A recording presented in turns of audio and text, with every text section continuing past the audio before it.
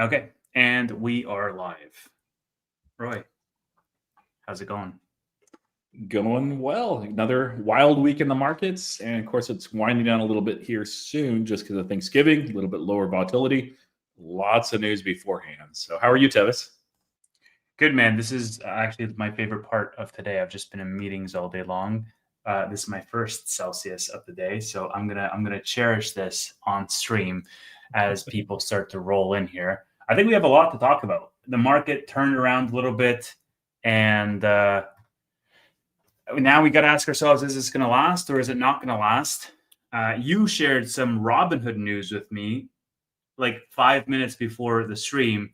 And I haven't read it yet. So I genuinely don't know what this news is yet. Maybe we save that and we talk about it in 10 or 15 minutes into the stream. What do you think? Yeah, let's wait just a few minutes and we'll do that. And now, if you guys are new or if it's been a little while, way Btlg with Wkly works is we have a number of topics that we'll go through. Questions related to that we will usually get along the way.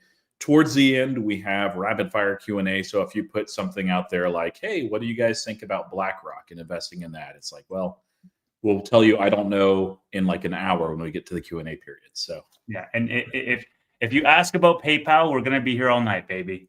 So yeah, there's news there, but I'm like, unless somebody asks about it.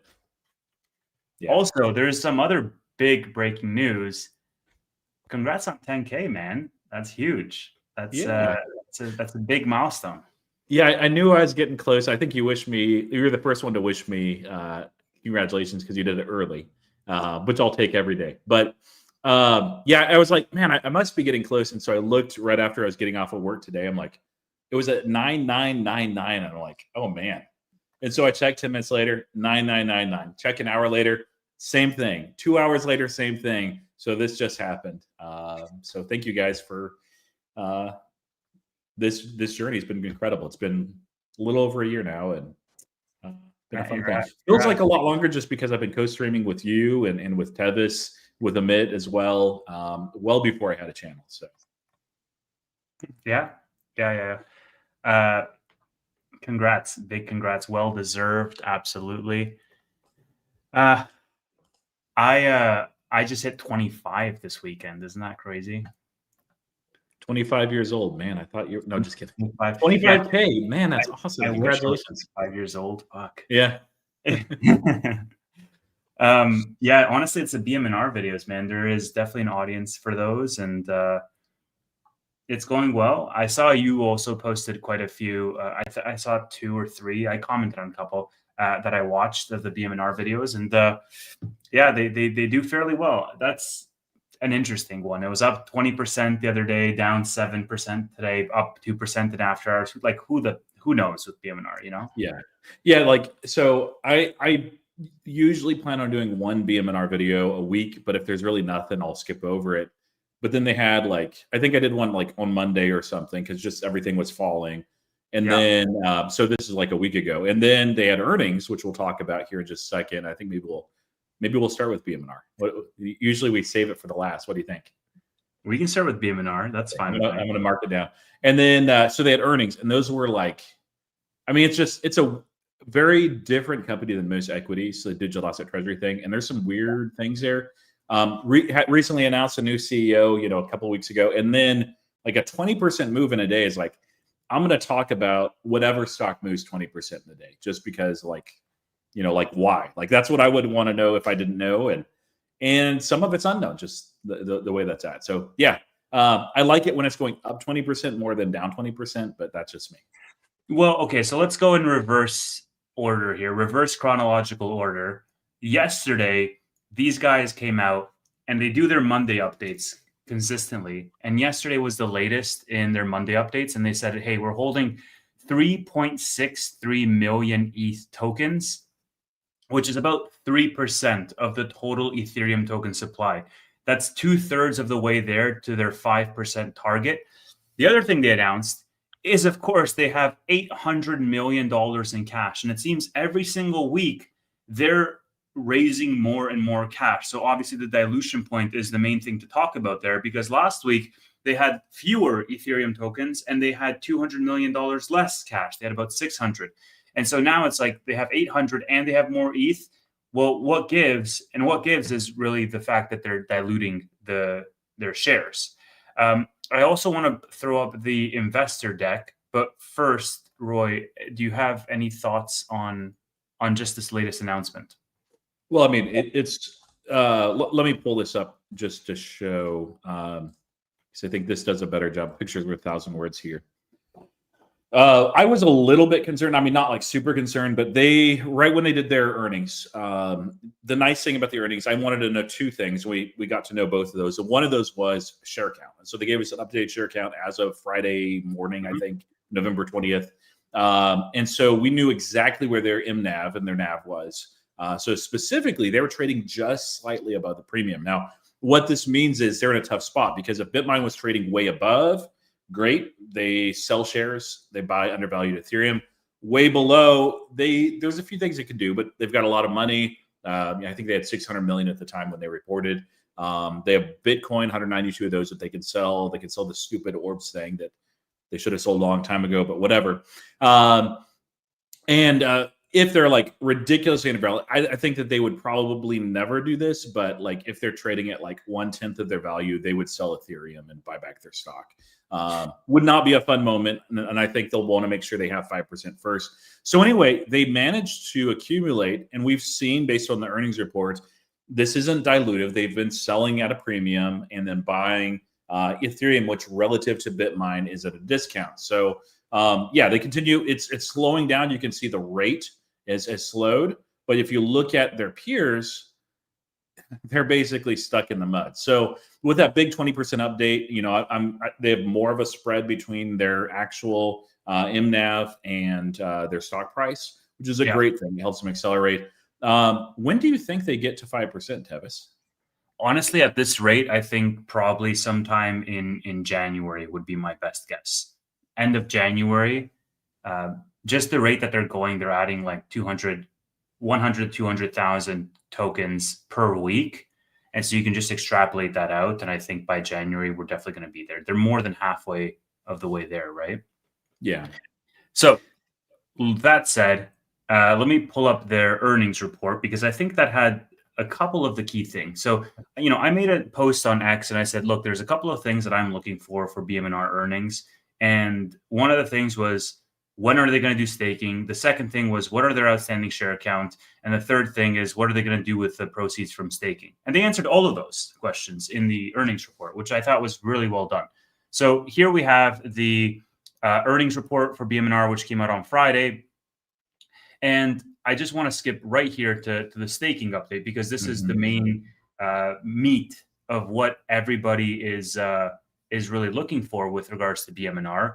Is what are they doing with all of this Ethereum that they're holding? And they announced that over the last few months, they've been evaluating different providers to launch a pilot program to scale their own validator network, naming it Maven, that's going to launch in the first calendar quarter of 2026. So probably sometime in January, February. They also have their investor day shareholder meeting on January 15th. So we're definitely going to get more details on January 15th as to what they're going to do with regards to staking. But essentially, staking, they haven't been sitting on their hands. They've been evaluating options on what they can do the best. And they came to the conclusion that something off the shelf, while it exists, is not going to be the best option for them. And they want to build their own validator network. They also announced this dividend. And I'm curious to get your thoughts. But basically, we're going to be slightly richer before the end of the year, because they're paying us 1 cent per share. And I think, for me, I did the math and I was like, oh, great, I'll buy like a McDonald's meal or something. But the dividend, I think, had some mixed sentiment, right? Some people are really excited about the dividend. Other people are like, why are they doing a dividend? This doesn't make really a lot of sense. I kind of like it, but those were, I think, the two main pieces. Look at this guy. Those are, I think, the two main pieces in terms of their big update. So let's start off with regards to staking, and then we can talk about the dividend. Yeah. So the staking was, I don't know, like we have a few details there, but not a lot. This is, by the way, a little bit different earnings call because companies don't have to do it this way, but most companies will do a live call where they'll go over all the financials and stuff. Financials, I can't say are irrelevant, but they basically are. Like they posted a colossal EPS beat. Doesn't matter. Like that just due to some accounting changes in the valuation of ETH during that quarter. And the massive pivot in their model. But yeah, no live Q&A, so there wasn't an opportunity for analysts to ask questions. I think that there's enough interest in digital asset treasuries that they probably would have gotten some. So I hope that they do that next time, even if they just kind of like, hey, this is where we're at. This is where we're at. Good, here, 5 minutes, Q&A. Or shortest earnings call anyway. So the Maven thing, I would have loved more details on that. But we'll have to see what it looks like. Sounds like staking is coming soon just because they gave us a timetable of that early next year. So probably a January, February type of thing. Yeah. I'm sure that some of it's going to be traditional staking just because they want to be and they need to be a validator network. But I'm really curious what the plan is. Like, could this be an element beyond what Bitmain already has of differentiation and something that, others actually emulate and follow with the Maven, the Made in America Validator Network. But so I'm fine with it. And we needed an update for staking, by the way. If they said nothing about staking this whole earnings, I would be like, maybe I'll take off my vertical spreads. I don't know. Like, why are they leaving money on the table? Even if it's like a 3% yield. So, and I think that, by the way, that this staking revenue that will be coming soon, it's a small yield, but it's there. It's one of the differentiations between Ethereum and Bitcoin as far as a digital asset treasury. I think that's probably why they did the dividend. But what were your, did you have any additional thoughts on the Maven, the staking stuff? I do, yeah. So I think the validator network is absolutely the right way to go to build something in-house, because I think it was Batty that also, is that how you pronounce it? Or Beatty? I don't know, Batty. That also highlighted this. She said, it sounds better like that. She said that they can also use this validator network as a service for others to essentially leverage Maven. And immediately that's an interesting alternative path that they can work with other, Wall Street institutions that might want to also have, a stake in the game, no pun intended. I think the other piece that I was thinking out loud is by not going the third party route and by building this in-house, I wonder if the staking yield is actually going to be a little bit more lucrative than what I would get or what you would get, right? It's going to be better because there's no middleman.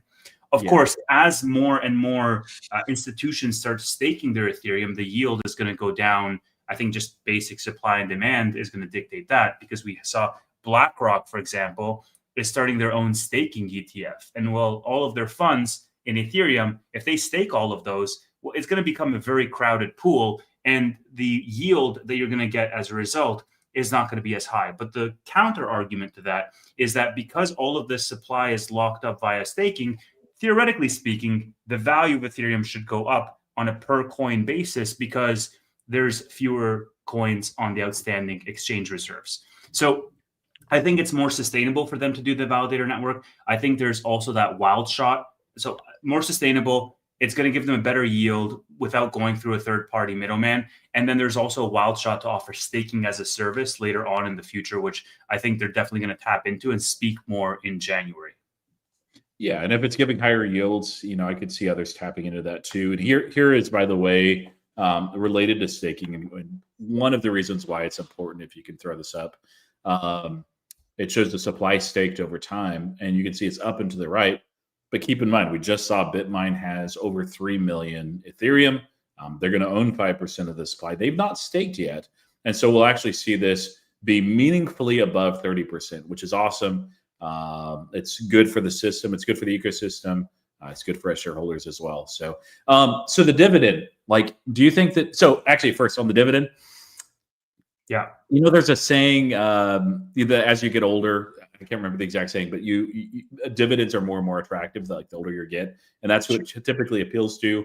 Although if you're a boomer at heart like Steve, then, you've always been attracted to him, even when you're 3, just because you're a boomer. even though you're not. So I am becoming a dividend investor, the other non-traditional way. And so now 2 of my 10 holdings this quarter announced dividends, and they weren't dividend companies before. So now I have 3. Do you know all 3, Tevis? Nvidia, BMNR, and hold on. Does PayPal pay a dividend now? They just started. Yep.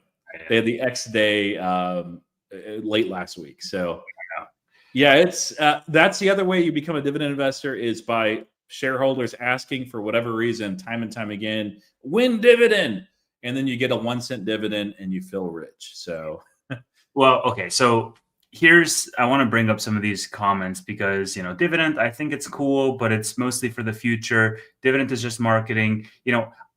I understand that like the 1 cent is kind of a joke, and everybody can see through that. It's totally a joke. But 1000% agree with this comment right here. It is to establish a precedent from a regulatory legal perspective, especially because they ruled that now you can distribute staking rewards across investors. I think this was a Congress. It was tied to one of the crypto bills. And so as a result of that, if they introduce this dividend now, even before they have staking, once they start generating $400 million in net income through staking, then they have at least the mechanism to pay that out as a dividend. So it won't be 1 cent. It might be $1, at some point in time in the future, if and when they decide to distribute their staking rewards. But there's also still an outstanding question about, are they even going to distribute their staking rewards, or are they just going to drip back into Ethereum, right? Yeah. Well, this is one of a couple of reasons beyond that I think that they did the dividend. So one is also that they're eligible for ETFs that only contain dividend stocks. It's kind of like the same idea as Nvidia's dividend. Some will buy it that would not otherwise, which, I mean, that's weird when it's such a small thing. But MSCI, which has a whole bunch of indices and ETFs, they are weighing whether or not to kick out Strategy, MSTR, formerly MicroStrategy, from the S&P 500, and it could have implications on other digital asset treasuries. Now, Bitmine is relatively new, so it's not really a part of a lot of those, but that's something that could have ramifications on it and others as well. And so I think Bitmine is the main argument seems to be around the debt levels that they're concerned about and the potential liquidation event, even if it's very small and unlikely. I think for Strategy, even though I'm not a shareholder, of course, Bitmine has no debt. They don't. It just Ethereum sitting there. And it's really funny, Tevis, like people that don't know what's going on with Bitmine, they just look at the chart and they're like, well, it was recently like $3 a share, so it's probably going back there. It's like, really? Okay, you're telling me that people are going to be selling dollars at like 20 cents each? I will buy all of them. Like, what are we talking about at that point? So they don't realize like there's real value there in Ethereum. That's the MNAV. That's what they're actually worth. And they might trade under that, and I think they will in bearish times and over that in bullish times. But yeah, regardless, the other thing is I think the dividend is, partly for optics too, of like, okay, if MSCI and others also follow that lead of removing Strategy from the indices, this may be something where they're like, okay, we're actually okay with Bitmine because they don't have debt. And also there's a yield in Ethereum. And so they're paying out some of that, and they'll probably increase it over time based on staking revenue. I'm like, so if that works to preserve this, like it is a good thing to be a part of other indices. But yeah, I think it's also something to field objections around why wouldn't I go into ETF, for example, or something that's more like a yielding ETF. Like if they can compete on that level as well, to say, well, actually, we have a negligible yield right now from a dividend perspective, but once we start distributing the staking rewards, then we will have a more aggressive dividend. They can compete with BlackRock's staking ETF. They can compete with, all of these other offerings out there on a one-to-one basis, right? Because it's just to attract more institutional money, I think. So I'm bullish on it. I think we're going to have to wait and see what happens until January. Really excited to actually get this show on the road with regards to Maven. And, look, this thing did trade under NAV, right? At the bottom of the dip, where was it? Like $23, $24? Like it traded under NAV. And so what happened? Well, the market had a slight tick up with a relief rally, and this thing bumped 20%. And so to Roy's point, you're buying, pennies on the dollar at that point, right? So unless you think Ethereum is going to zero, or unless you think Ethereum activity is going to die down and fewer transactions are going to happen on the network, then those dividends are going to keep coming in, and the value of Bitmine is going to keep rising. I think the consistency that they've shown is also something that's really compelling. Not only are they the biggest in the space, but they're the biggest accumulator on a consistent basis. Yeah.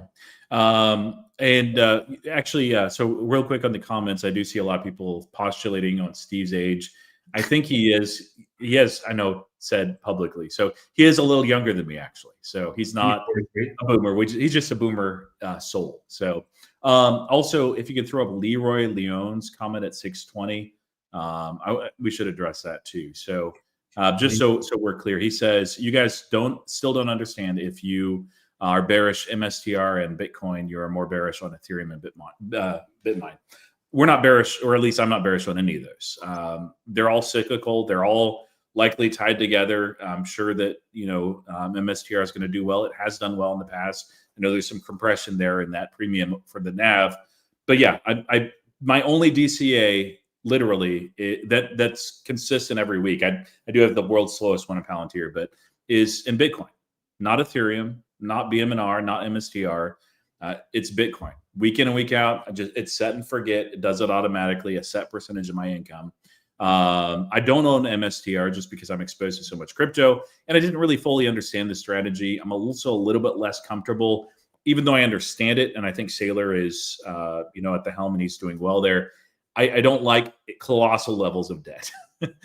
Even though I don't think the liquidity event is likely, I would put it at like 1% for MSTR. But yeah, not bearish on any of these. The reality is, though, at some point, all will go through a crypto winter, and will not be fun to own at that point. But I'm just going to hold through. Yeah, I mean, I would tend to agree, right? Like it's you can draw parallels with real world, examples, because Bitcoin is most compared to gold. Why? Because it's a store of value, whereas Ethereum has a utility layer from a transacting perspective. And so the thesis is, and the macro thesis is fundamentally the same. If you think that the world is going to go away from fiat and towards crypto because of the massive inflation and the centralization of fiat, then obviously you're bullish on both. But then diving one layer deeper into the thesis, if you think that more transactions are going to happen on Ethereum and it's going to be a transacting layer, then you're going to be more bullish on Ethereum than you are on Bitcoin. But I think Bitcoin is like the sort of entry-level gateway drug to a whole bunch of different protocols on the ecosystem, right? So like Bitcoin is like, more, they have different use cases. They serve different purposes. So can you throw up Visa facilitated 3129? Are we doing questions at the end or what? Well, it's related to what we're saying. So Sure. we already going to do Q&A at the end. So for myself, I think once you get to a size which makes you a little bit uncomfortable in Bitcoin, which I'm not there yet at all. I am not a whole coiner for Bitcoin.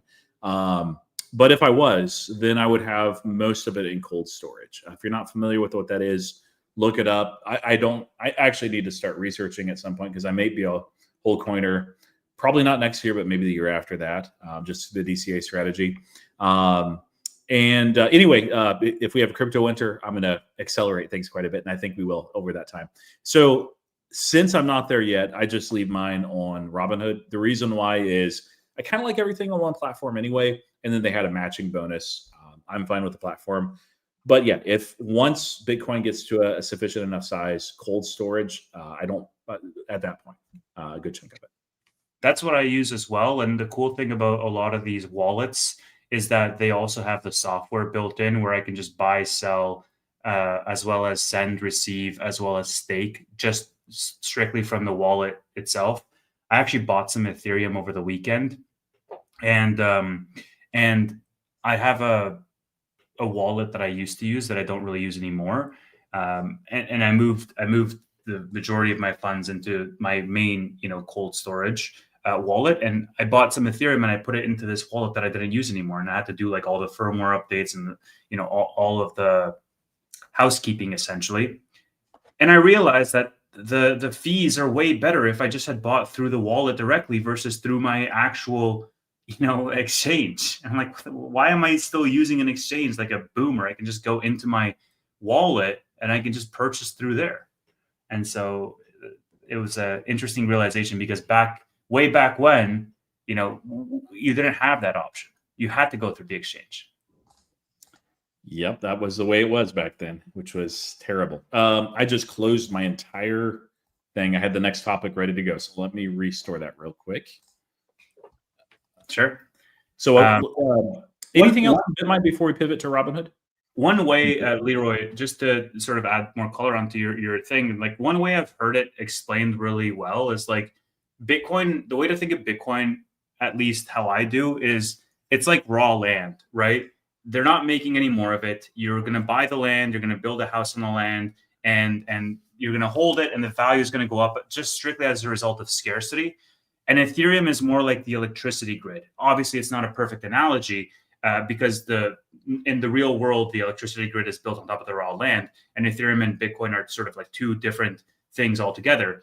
But the electricity grid, in the sense of the value from the grid, is as a result of the energy that it transmits as a result of the activity in the underlying population. If people stop using appliances, let's say, the grid becomes less valuable. So Bitcoin is essentially a store of value that's finite, that goes up over time as a result of scarcity, whereas Ethereum is a utility network that's more fluid and dynamic based on where the transactions are happening and where the activity is happening.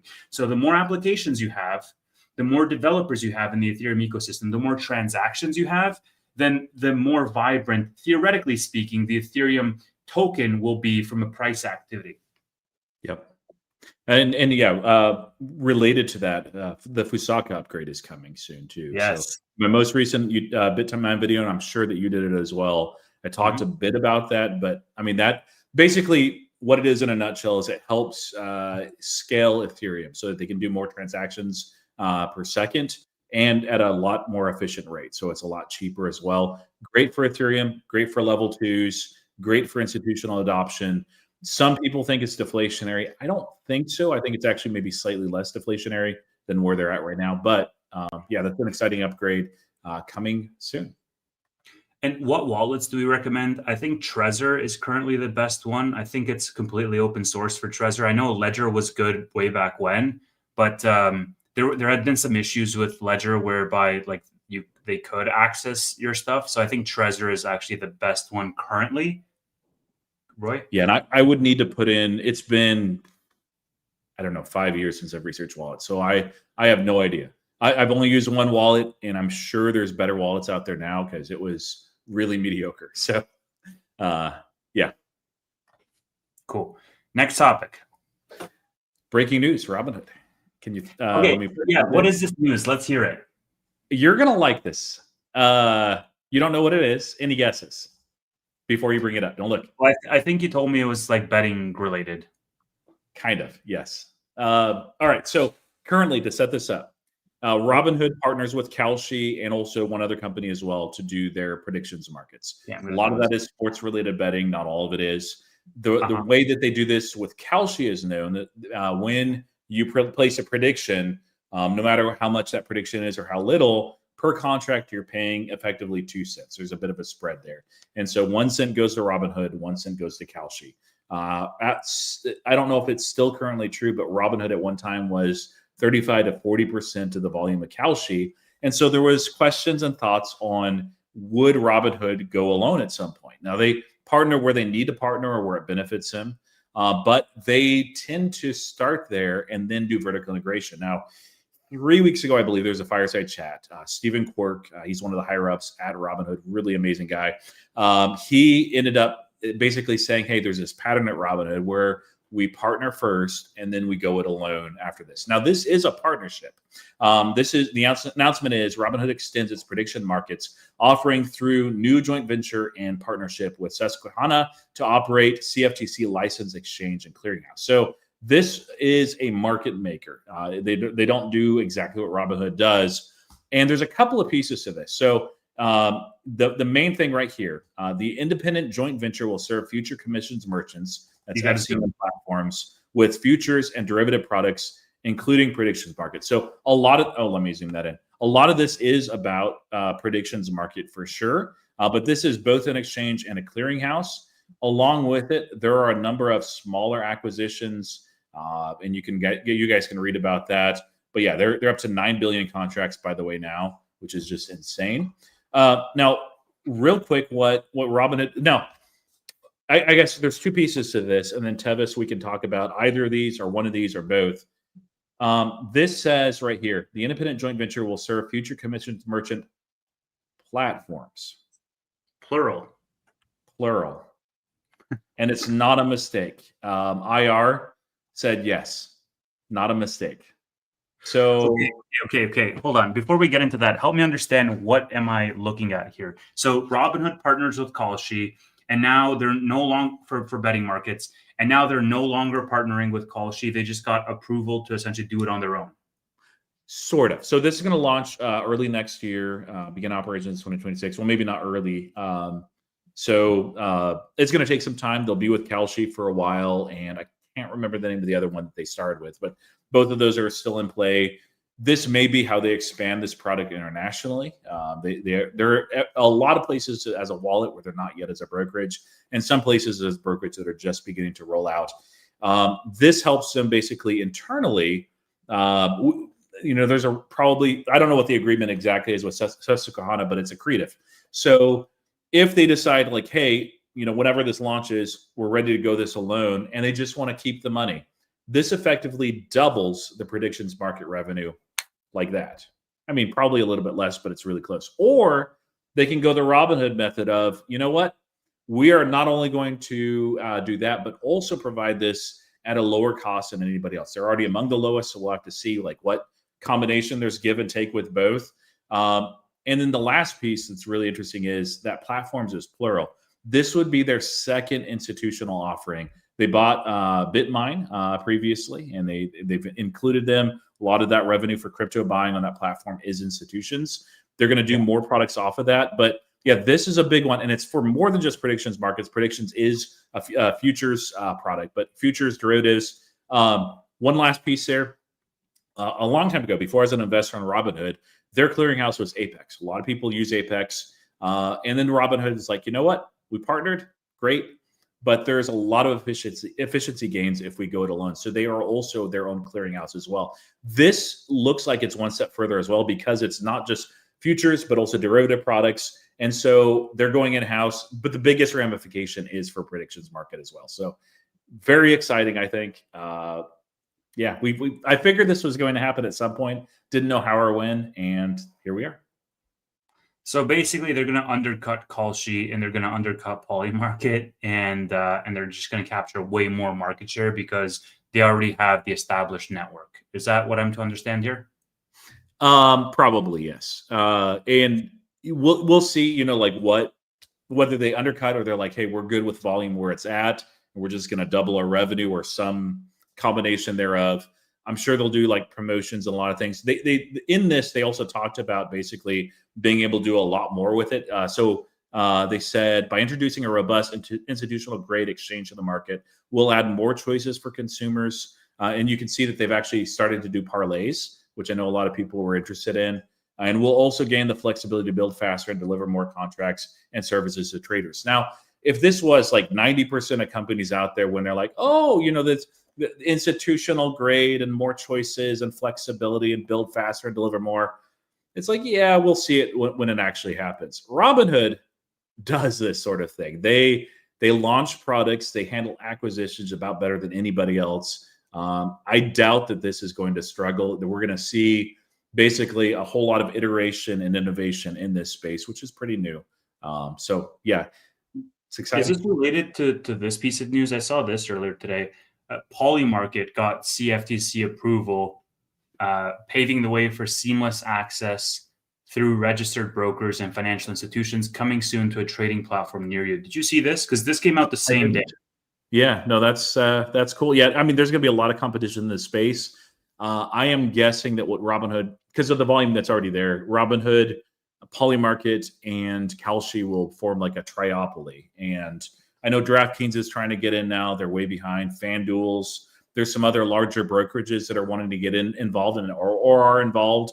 But yeah, Robinhood, this fits their customer demographic, the stereotype that's out there anyway, to a T. And they just need to get this over to Canada ASAP so you can put your billions to work there for them.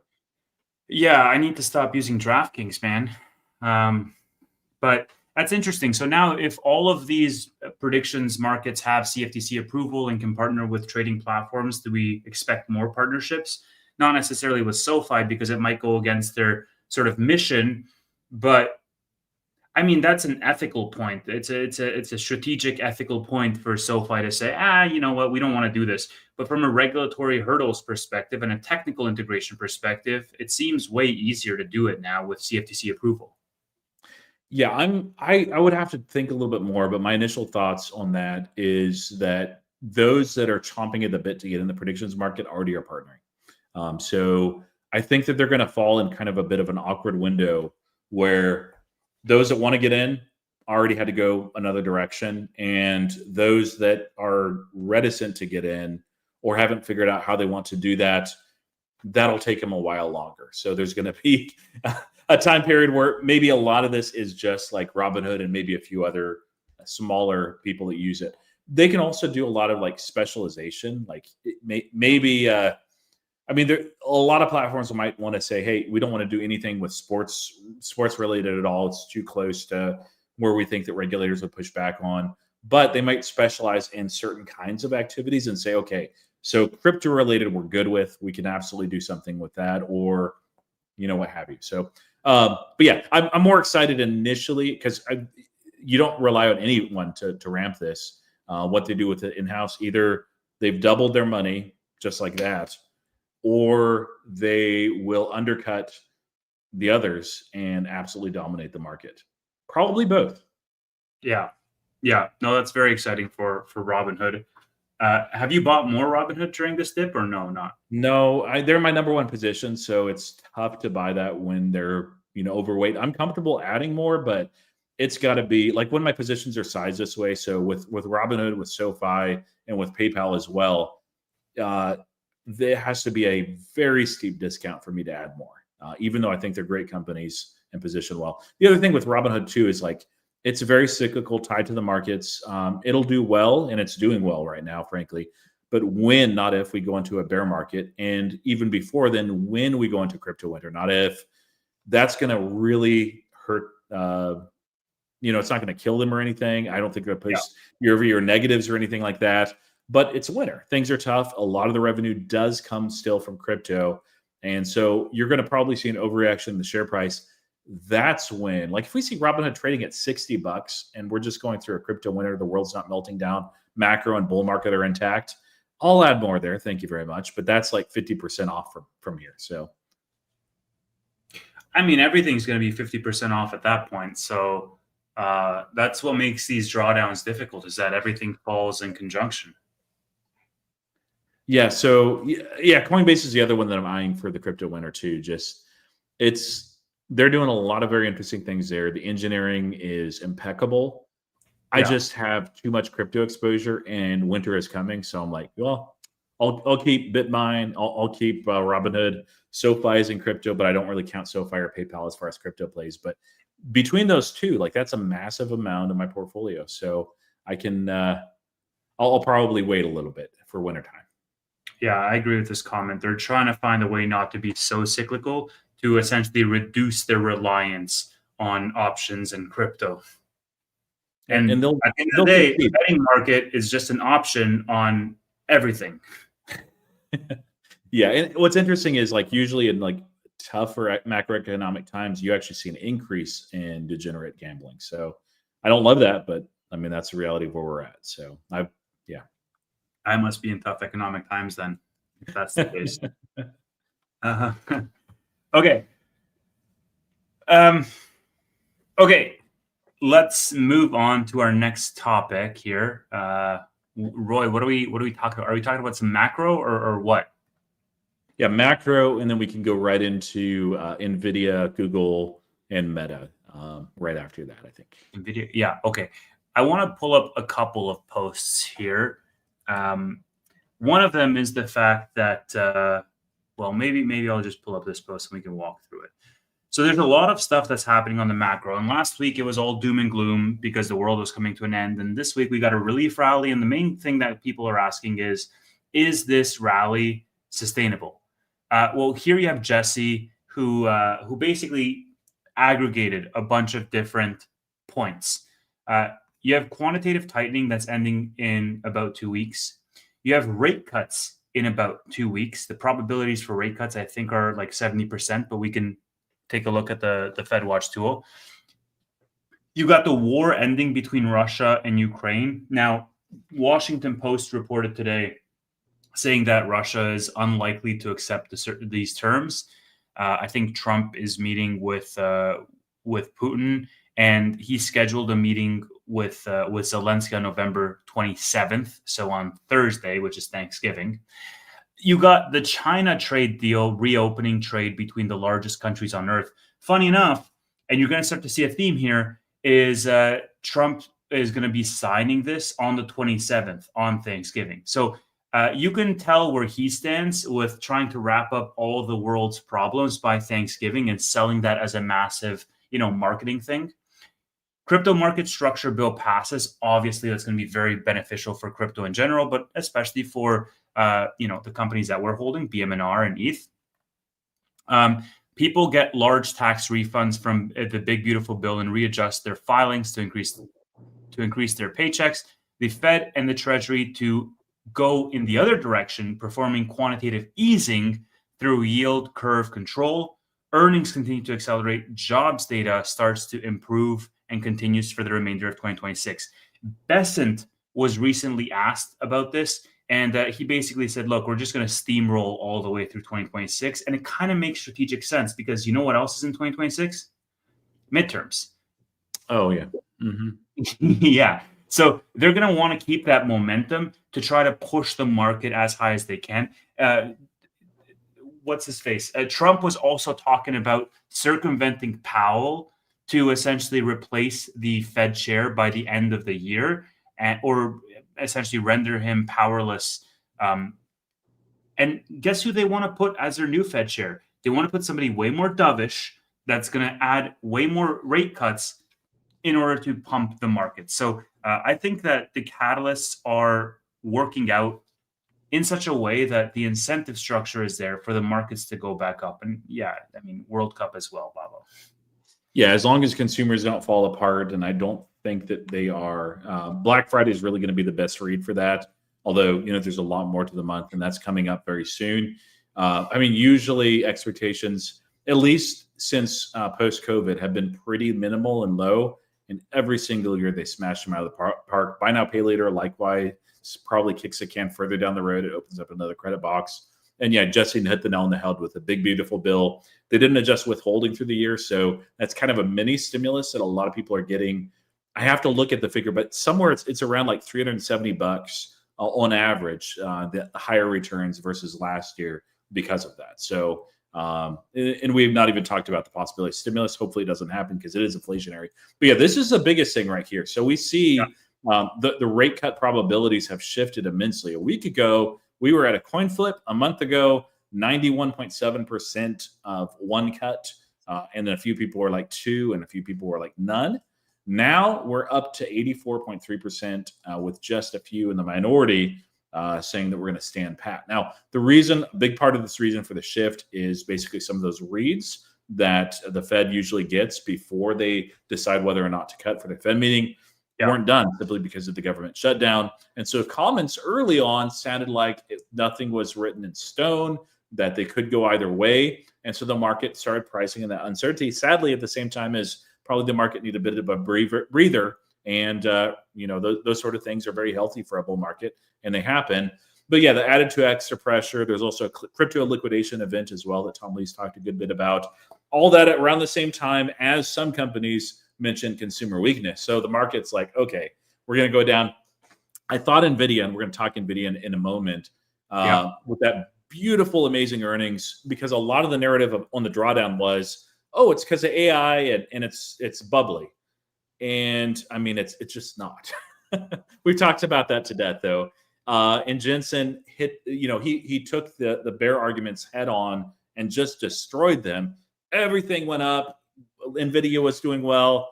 And then the market was like, oh, yeah, it's not actually really about AI. There's other reasons why it's going down.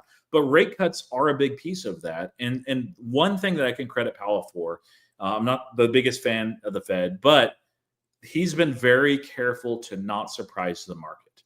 And some of the ways that he's done that is his own comments, but oftentimes it's through Fed governors that are like, hey, guys, the market isn't really understanding what we're doing here. Fed governors will come out in a flurry and just report and say things like, yeah, it wouldn't be too surprising if we cut rates again, or it's looking like maybe we need to. It's something, and so they come out publicly, and then by the time we get to this meeting here in early December, the market knows what's going to happen, and that's a great thing for the market because the market hates surprises unless they're really good ones. But even then, it can be like, wait, but you weren't supposed to cut. Why are you doing it? The doom and gloom, the world is ending. So this is a big factor, something to keep an eye on. But yeah, between all those other all those other remarks, Black Friday is kind of the last piece of this. And I think assuming the strength that we've seen, we might see a little bit of chop just because when there's a holiday like this, it's lower volume. And so the market can do weird things on lower volume. But as long as Black Friday is decent where they expect or good, I think that we continue to go up. Santa Claus rally towards the end of the year is intact. We might not even have seen all-time highs yet. That's very bullish. I do think that Powell largely has navigated well with the delayed data that they have, and Trump may say that he's acting too late, but at the same time, I think the incentives are a little bit perverse there because Powell cares about the underlying health and longevity of the economy. And I think Trump cares a lot about how the markets look because he uses it as a proxy to determine his own success. And the stimulus thing is it's like a perfect example, right? Like, okay, you did the hard thing. You cut out a lot of government spending. You started doing tariffs to collect more revenue. And great, you've been operating at a surplus on many months. Now you want to pay that out to people through a stimulus. Guess when they want to pay it, Roy? Summer of 2026. You know why? Midterms coming up. Exactly. It's like, dude, like it's political theater at the point. Like, I mean, Shane brought up the point here about inflation, and you're never going to get out of this debt spiral. And so I think that if Trump shoehorns in a more dovish Fed, then obviously that's going to be good for markets in the short term, but definitely not good for the economy, in the short term, because we're not seeing a lot of the indications that, oh my gosh, we need to cut, immediately. Like earnings are still coming in at record numbers. Yeah. I on the stimulus, by the way, I really hope we don't go there. I can't say it enough times.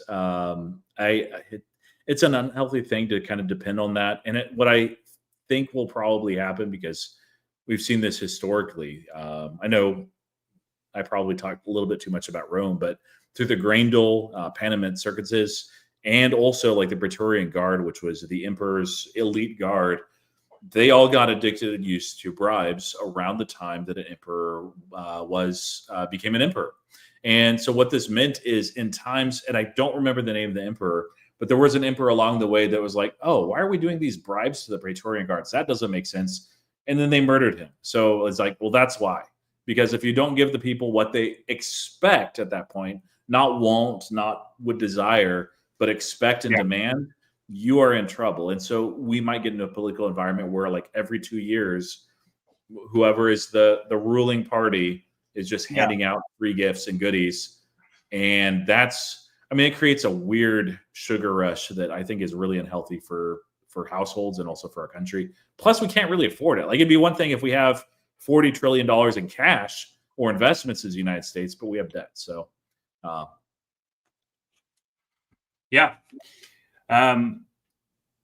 definitely. And like, it makes me more worried because that paired with algorithmic trading just makes the market seem so crazy volatile to the point where things that are supposed to be safe are also swinging like crazy, and it's just not a great, it's way more unstable of a and that's on both sides, right? Like the upside is higher, the downside is higher as well.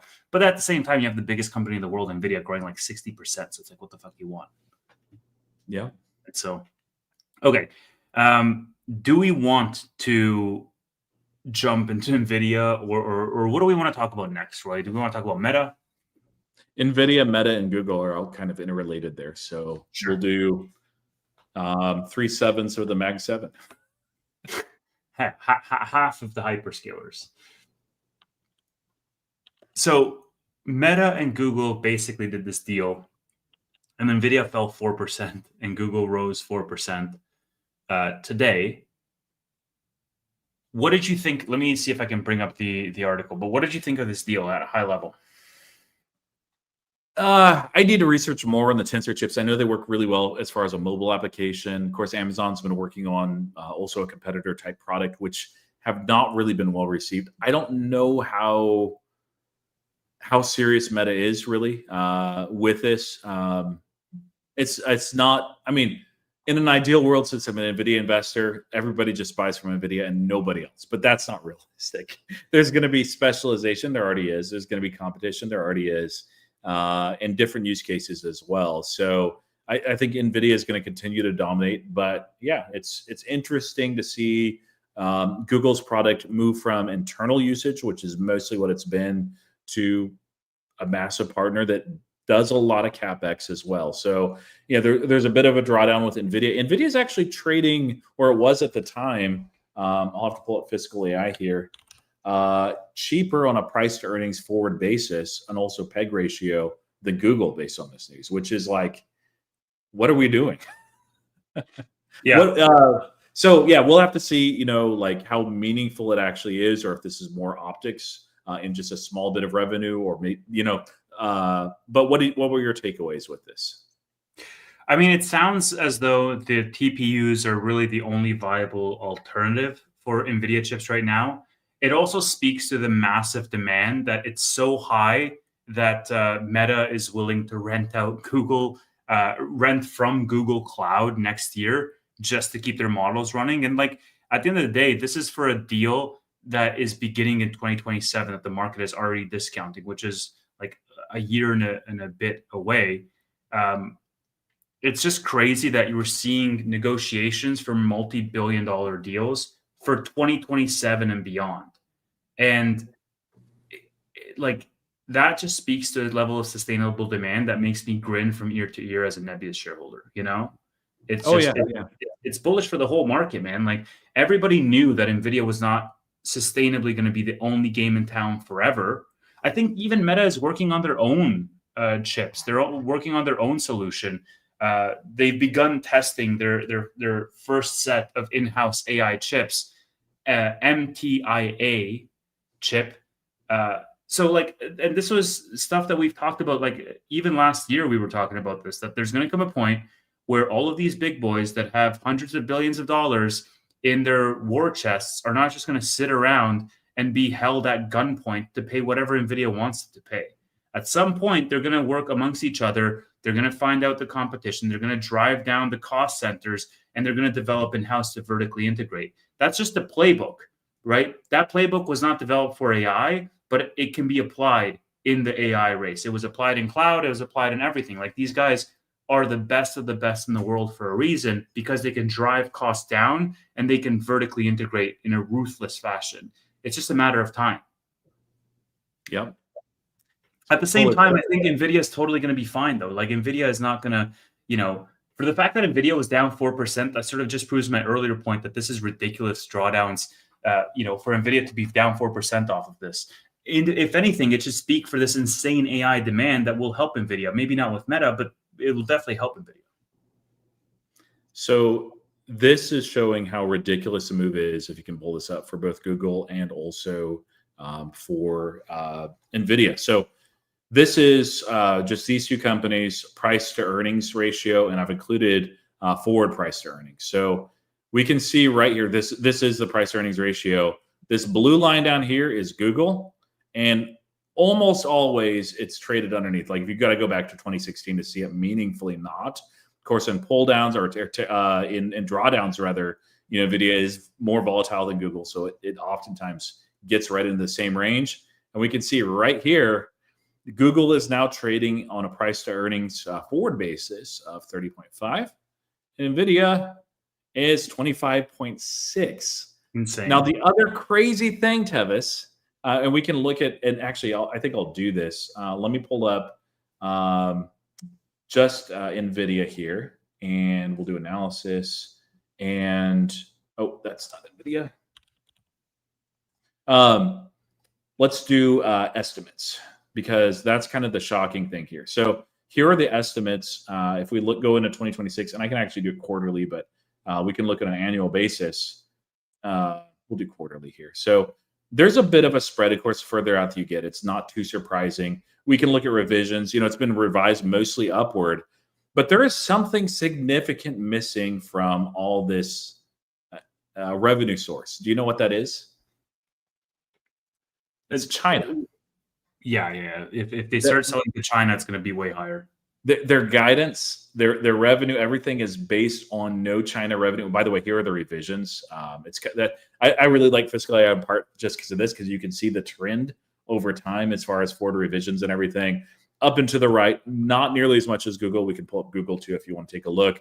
But yeah, like it's for me showing how stupid the market can be sometimes with Nvidia. Nvidia might feel expensive because it's the most expensive barely company in the world. Apple might actually overtake it, by the way, if this polarity continues. But man, colossal earnings. They're growing much faster than Google. They're going to be more cyclical, of course. So there is a little bit more risk. Like if you think Taiwan is going to be invaded on Thanksgiving, don't invest in Nvidia. That would be really bad for everybody. But I mean, like, by almost every measure, they're significantly cheaper than Google right now.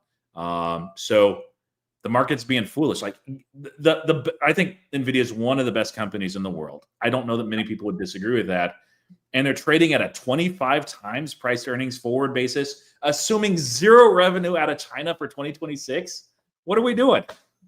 Yeah, man. If Apple at any point in time becomes valued more than Nvidia, that's your screaming, pounding the table buy signal for Nvidia. And the fact that Google, which was absolutely hated last year, is now valued at a higher forward PE than Nvidia is crazy to me. Like the crazy realization that I have is you can make stupid amounts of money to buy whatever Mag 7 stock is out of favor, and then just wait a year until they're the highest valued one, and then cycle through to the next Mag 7 that's out of favor. And this applies to everyone except for Apple, because Apple is shit. But yes, but last year, if you'd bought Google, which is like everybody's like, fuck Google. If Google's going to zero, dude. If you'd bought Google, and now Google's like one of the more overvalued ones, great. Sell that, buy Meta or buy Nvidia. And, in 6 months, that's going to be way overvalued. Sell that, buy whichever one is, just as a swing trading the Mag 7s, because the emotional roller coaster is so incredibly volatile relative to the consistency of the execution of these underlying businesses, that there is alpha every single time the market has a temper tantrum. Yes. And by the way, like, I don't think you're saying Google is overvalued, because it's not. It's probably fairly valued. And, I wasn't in that trade at all. I was bearish on search only, and everything else, I'm like, man, they're amazing. And I didn't understand that search is not going to deteriorate as fast as I expected. A lot of it is just because people, have been using, like SEOs have been using this ad-centric model for their much of their career, if not all of their career. So, yeah. But yeah. You don't own Nvidia? Are you interested now that you see it trading at a 25 times? Oh man. Okay, so I was actually looking at a trade, and I was gonna write.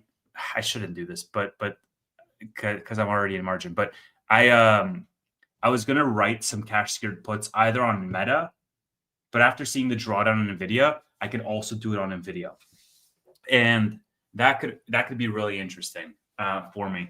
So I don't even know if I want to talk about this on camera, but I could I was thinking about doing a potential maneuver with regards to some in the money cash secured puts on Nvidia for February or March at like 220. And because like I think at 170 it's just dumb, dude. And like it's gonna turn around. And but obviously that's risky for me to go like $50 in the money on puts.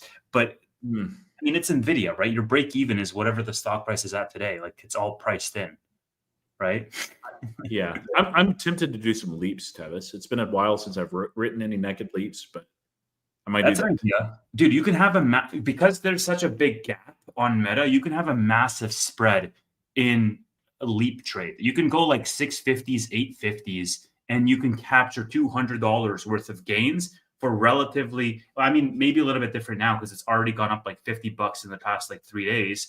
But the point is, there's still a lot of upside because if Meta fills that gap, which by all accounts it will, it's just a matter of when, you can write for 2027 and you could be very, very good. Yeah. Related to that, so let me pull up Bill Ackman. Oh yeah, this guy. By the way, thank you 400 people for being here. Really appreciate your time. Drop a like if you haven't already. And yeah, just thanks for being here. That's not it. There we go. There we go. Yeah, I was like, there's no way they have just two holdings. So this, I'm kind of curious. So we've talked a little bit about Meta, and I think a lot of people, including myself, I don't love Meta. The stock's great though, and it's really attractive. I'm curious, is Bill Ackman targeting Meta? Yeah. Is he maybe thinking about Nvidia? There's a possibility he's actually thinking about Palantir, or is it something like MasterCard or Visa, which are also pretty attractive as well. All right. So he basically let me set up the stage. Let me share my screen here.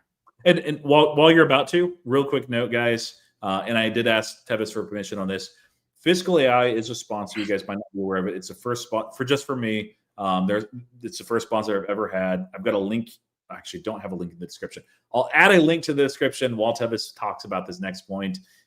They are doing a 30% off Black Friday sale. They only do 2 sales a year. So if you've been looking at this product, use my link, get yourself a free trial of 2 weeks and save yourself some money. But yeah, that's what you're seeing me use here today. Like the tool. Take it away, Tevis. All right. Yes. Get Fiscal AI and give Roy some money in the process. It's also a good tool. And if Fiscal wants to sponsor me, they can do that. Here's Bill Ackman, guys. So Bill Ackman was on Fox Business a few days ago. Let's just take a listen to what he had to say. I'm going to put it on 1.25 speed because I hate you all. Let's go. It sounds like you're bullish going into the new year. Are you poised to put new money to work in equities going into 2026? Yeah, look, I think it's been an interesting market. You've had some enormously successful companies who've generated huge returns this year. You've had a lot of stocks that are down a ton. So I think it's a very good market for stock pickers. We're very concentrated investors, and we're seeing some very high quality businesses showing up at very attractive prices. And so we'll absolutely be putting money to work. We've actually got approaching 15% cash, and we're looking at a number of very interesting things. So what would it take for you to put that 15% cash to work? A big sell-off? No, just finishing our due diligence on a company we really have wanted to own for years, now available at a bargain price, something like that. It sounds like you're... So when I put it on 1.25x, I forgot how fast this motherfucker speaks. It's like listening to a MIT. He talks on 1.5 speed anyway, so you don't need this. So this is a post by Dimitri, and yes, may I meet you is obligatory. Bill Ackman, all-time quote. Dimitri here says, Bill Ackman was on Fox Business this week saying that very high-quality companies are showing up at very attractive levels after this drawdown.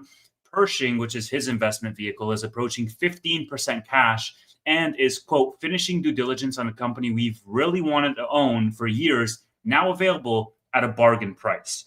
Now, the speculation is obviously, what is this mystery company? Because depending on what this company is, when that's announced, you're definitely going to see a little boost in the stock price, similar to how you had it with Buffett and UNH, right? When Buffett announced UNH, that thing like popped like crazy. There's a couple of different companies that he could be looking at. Dimitri in his post says that the company is potentially MasterCard. I said that, hey, look, this looks like Meta because Meta is far off of its highs. Roy also said it could be Palantir because that's trading really cheaply these days. Well, so you can finish, but I want to respond to that because that's not right. That's not fair. I'm just gonna throw up your post here around the Palantir. So let me share that, or do you have it? No, yeah, I'm pulling it up. It's okay. I have it here. Okay, go ahead. So Roy had this post, and basically, I think what you're saying, Roy, is that Ackman made a post here on Alex Karp's book on November 23rd, just 2 days ago, saying it was a pretty well written and fascinating read. And Roy, I'll let you take it away with the rest. Therefore, it must be Palantir, right? No, well, exactly. So a couple of things. One, like if somebody's like newer in the market and was not investing during COVID, Bill Ackman is a loud investor. They're quiet investors who just like Warren Buffett, that they secret stocks and they don't want anybody to know, and some that are even more so on that extreme. And then there are some very loud ones. Usually those are hedge funds or those that are shorting just because they get help from sentiment. Ackman, though, I think he just loves to brag and boast and also talk and think as well. So this, if it's Palantir, and he posted on Palantir or Alex Karp also as well. So Ackman is aligned as far as the way that Alex Karp thinks and operates. A lot of the politics they have very much in common as well. He's aligned as far as his views in the United States and the rest of the world. He's aligned as far as his technology wave as well. And so if you look at that, if you blow that commitment to core investment principles, this is something that Ackman came up with. Pershing Square is his firm. Every single one of these, except for attractive valuation, which you can't say that of Palantir.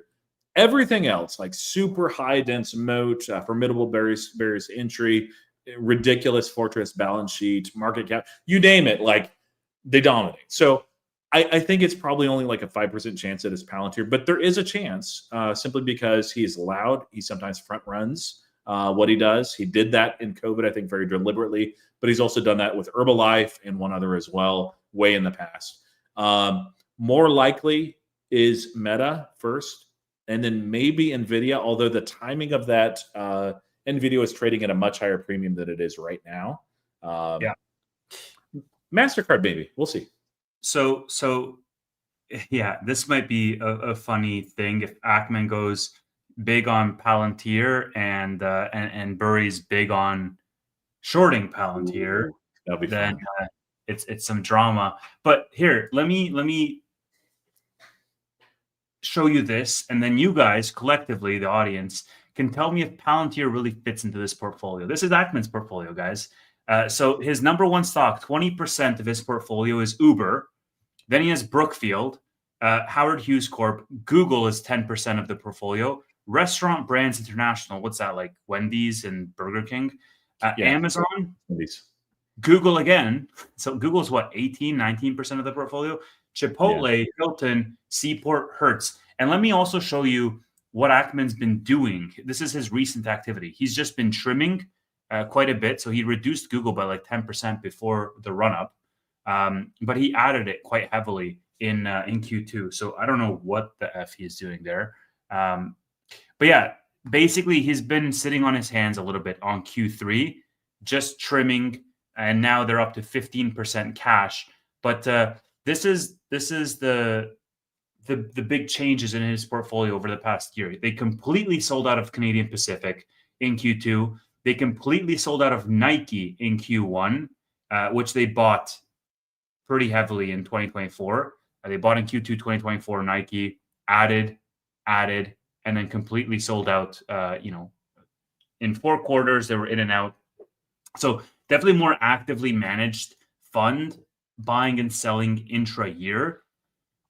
We'll see what happens, but there's no real guarantee that Ackman is going to hold any of these positions for longer than a year, just given how frequently he trades in and out of these positions.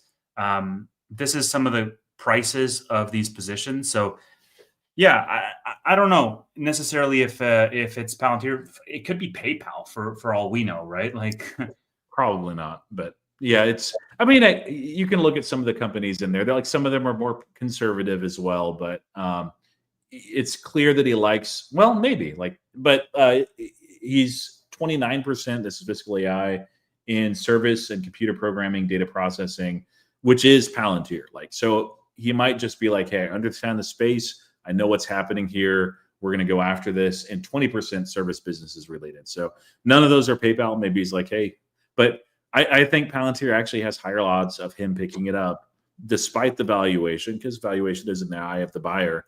But yeah, it's probably only a 5% chance. PayPal, I'd say maybe like 1%. Warren Buffett, didn't buy it. So he bought Google instead. Yeah. Andrew here says Ackman switched Nike from stock to options. I didn't know that. So maybe he's still in Nike. I'm not sure. But Nike's not reported here. Yeah.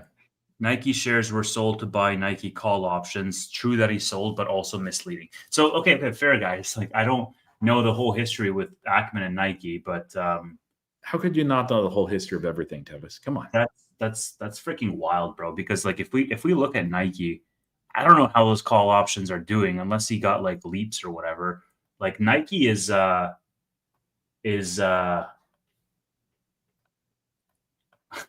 well, this is on a weekly view. Each candle represents 1 week. So Ackman was buying it in 2024, basically. So buy. And then at some point down here in Q1 25, he sold it to buy calls. So I guess. So we'll see how that works out. But yeah. That's tough. Yeah. I was actually kind of wondering, because of Nike, Lululemon, he obviously likes and doesn't mind distressed things that are trading well under valuation.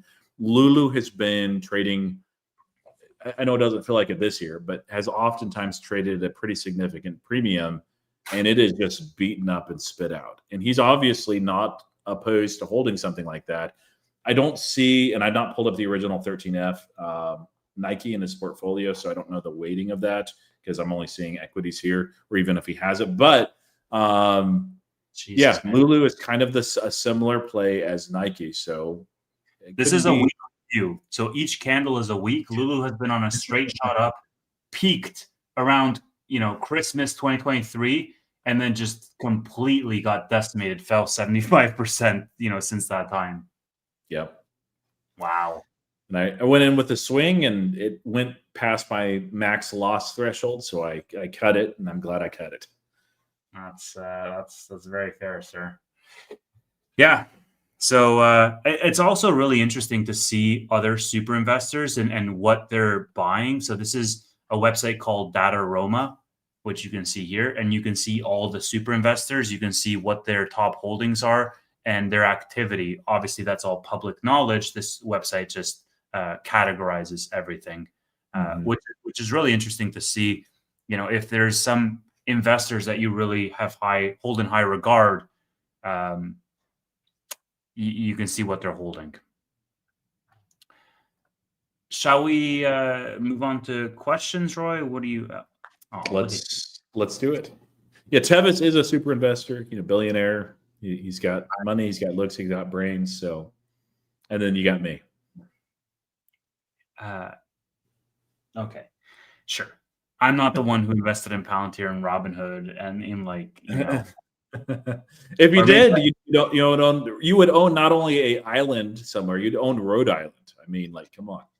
I would. I mean, you know what? God sometimes gives power to those that can handle it, and I would completely be corrupted by it. So he's like, you know what? This guy, we're not doing that with him. So yeah, you are worthy, and there you go. Okay. let's go into our questions. Let's take a look. Are you more bullish on Google, Meta, or Nvidia? More. You have to pick one. Actually, I'm going to start that as a poll. Yeah, Nvidia easily. That's the only one of those that I own. Google, I do still think that there is going to be deterioration in the search model. It's going to take longer than I expected. and like the other half of that entire business has been on fire. So now the market realizes it. So it's fairly priced. So if in that ranking, it would be Nvidia first, Meta second, but I hate Meta, so I won't own it, and then Google third, but bullish on all. Would that change your, like, would a time frame change your, so Nvidia regardless of time frame? Yeah. I mean, obviously, if we're talking like the next day, momentum's a thing, but if we're looking at any time span, like a quarter out or further, Nvidia easily. Wow, easily. That's interesting. I'm actually going to start this as a poll on Twitter so people can participate, because I think it's more nuanced than you make it out to be. You're also biased because Nvidia is the only one you hold out of those three. Well, it's because I'm the most bullish on it. Like if I was like, oh yeah, Google to the moon, man, not Nvidia. Nvidia stinks. What am I doing? Yeah, no, that makes sense. But no, like I think if you'll get some people that'll say Google because they may not be aware of the immense move that Google has made as far as a stock price. Valuation does matter, and they're also probably not aware that Nvidia is trading more cheaply by most measures in Google. I don't think many people know that at all. I had to look it up because I'm like, I know they were getting close. Like, are we actually at that point? And yeah, meaningfully, it's trading cheaper despite growing significantly faster and a lot of negativity priced in, kind of. I mean, we're still in the AI boom relative to that for Nvidia. So, wow, I like this. 3 months Meta, 6 months Nvidia, long Google. Wow. Long in Nvidia. It's more cyclical though. Google, like you wouldn't go wrong with Google. They're going to be around, 5, 10, 20, 30 years probably, assuming no AI superintelligence destroys us all. Well, I think the part of the thesis to defend Google is that they're just way more diversified, with Waymo and then the AI side of things, and obviously the search. It's just they have their hands in a lot of cookie jars, so to speak. And Gemini is really good. Brian says there's more long-term risk with Nvidia over Google. People have always said that. I mean, like for a decade plus, but Jensen, like it comes down to me, just leadership at that point and execution. Has Google done better, even outside of their CEO? Yes. They've improved meaningfully since 2023. But are you really saying that anybody compares to Jensen Huang? I think he's the best CEO on the planet, and I think it's a pretty wide gulf. That's fair. Okay, let's move on to our next question. Real quick, you were mentioning Google and Waymo. Like, Nvidia is all over autonomous driving as well. So it's not all these different vectors. It's not like Nvidia is just making GPUs that people use for gaming. There are so many applications. Data centers are not going away. They still will be cyclical more than Google, but man, there's an immense amount of things that they're in. If somebody like is watching this and they've not paid attention to Nvidia over the last few years, it's a meaningfully different company. Like Michael Burry, who it seems like he has bets against Nvidia and Palantir as well. Well, maybe he's exited those already. We'll see. But with Nvidia, his arguments made no sense at all. Jensen destroyed them. But a lot of it was him perceiving Nvidia as the same company as it was back in 2018.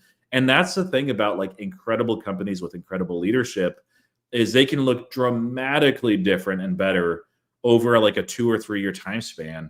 And Jensen has done that time and time and time again. That's not the case with Google. Google is they're improving, they're growing, they're doing well. They're not at the same leadership quality or caliber. So, and yeah, I'll leave it at that. Sorry. Nvidia is cheap. Why does this market not get it? Yeah. John asks, what about me? Look, what I will say, man, I don't know if I want to stir this hornet's nest. What I'll say is that I don't think you can go wrong with any of them. Quite frankly, I think all are going to be fine. if I'm and time frame, I think is very important. If I'm looking 12 months out, I think Meta, I can make a good case for 12 months out. If it's back to 780s, 800 range, if it reaches new all-time highs in the next 12 months, you're going to get a really great ROI there, because you essentially are buying from a lower base. I think with regards to Nvidia, they're obviously going to continue to dominate, but as we've spoken about in this pod, is more competitors are going to enter the space. There's going to be more of a competition, but they are the true picks and shovels play. Like, everybody that wants to run on AI is going to, in one way, shape, or form, going to come to Nvidia. Sure, there's going to be more people, but Nvidia is not going to die there if you think AI is going to continue. And then I think with regards to Google, I mean, one fun little anecdote is I actually started paying for Gemini recently. And it's so freaking good, man. And I take back all the shit that I gave Matt money for Google. Well, I mean, I don't take it back at all, actually, because it was not great back then, and it's just good now. So good for them. But yeah, I kind of want to stop paying for Grok right now, and I only want to have Gemini. But I think I accidentally bought Grok on like a yearly subscription instead of monthly. So stuck on that. It's actually better than ChatGPT. Like, this is what I'm finding. This is just, I have ChatGPT, I have Gemini, and I have Grok. And Kelly, the nano banana generations that I've made, I really wanted to post them, but I think Sydney Sweeney would actually sue me. But it's very, very good. And I don't know, man, like, I acknowledge the fact that, okay, next month it's going to be something new. I think Claude came out with their new thing, and like, people were stopping, Gemini. And this is why I argue the commoditization of LLM is going to be a real thing. But Google is definitely proving their staying power to some degree. Yeah, try it out. Let me know what you think. And I think the coding aspect is going to be really big here too. Like, the LLMs that could actually nail software development, That's Claude. I think are going to have it's Claude today. Probably will be in the future too. Like, so the thing with LLMs, especially if they're specialized like that, you have two factors going for them. Beyond, like, I have no perception of like how talented their leadership is or their engineers or anything. I expect pretty solid. They have kind of first mover advantage in terms of that specialization. Everybody was like assuming Anthropic and Claude were kind of useless or dead, but they were just specializing. Developers and engineers use this a lot. Like, it's the must use. It's the go-to. It's the Chat GPT of the code stack. And then beyond that, you have all this data that's being collected and used, all these use cases, and you use that to continuously refine your model. And so it's kind of like with the HIMSS flywheel ecosystem, that the more people that come, the better your data gets, the better med match in their AI product is, the better the outcomes are, the more customers you can get as well. Virtuous cycle of a sort. So I would really be surprised. There may be others that enter in and are like really hyper specialized in that space, but that is Anthropic's market. Yeah. TBD. Again, I think in this space, it is so vibrant that I don't think you can go wrong with any of the players, except if you hold Nebius, because that has been just not doing good recently. But I think Nebius is going to be back. Like, I'm confident in Nebius, and all of this is a validator of demand, and that helps ultimately my thesis with Nebius as well. So I'm really excited to continue holding that. There's actually some interesting news on Nebius. I don't know if you heard, Roy, or not, but around them having new data center locations that are now being like leaked. I didn't hear that.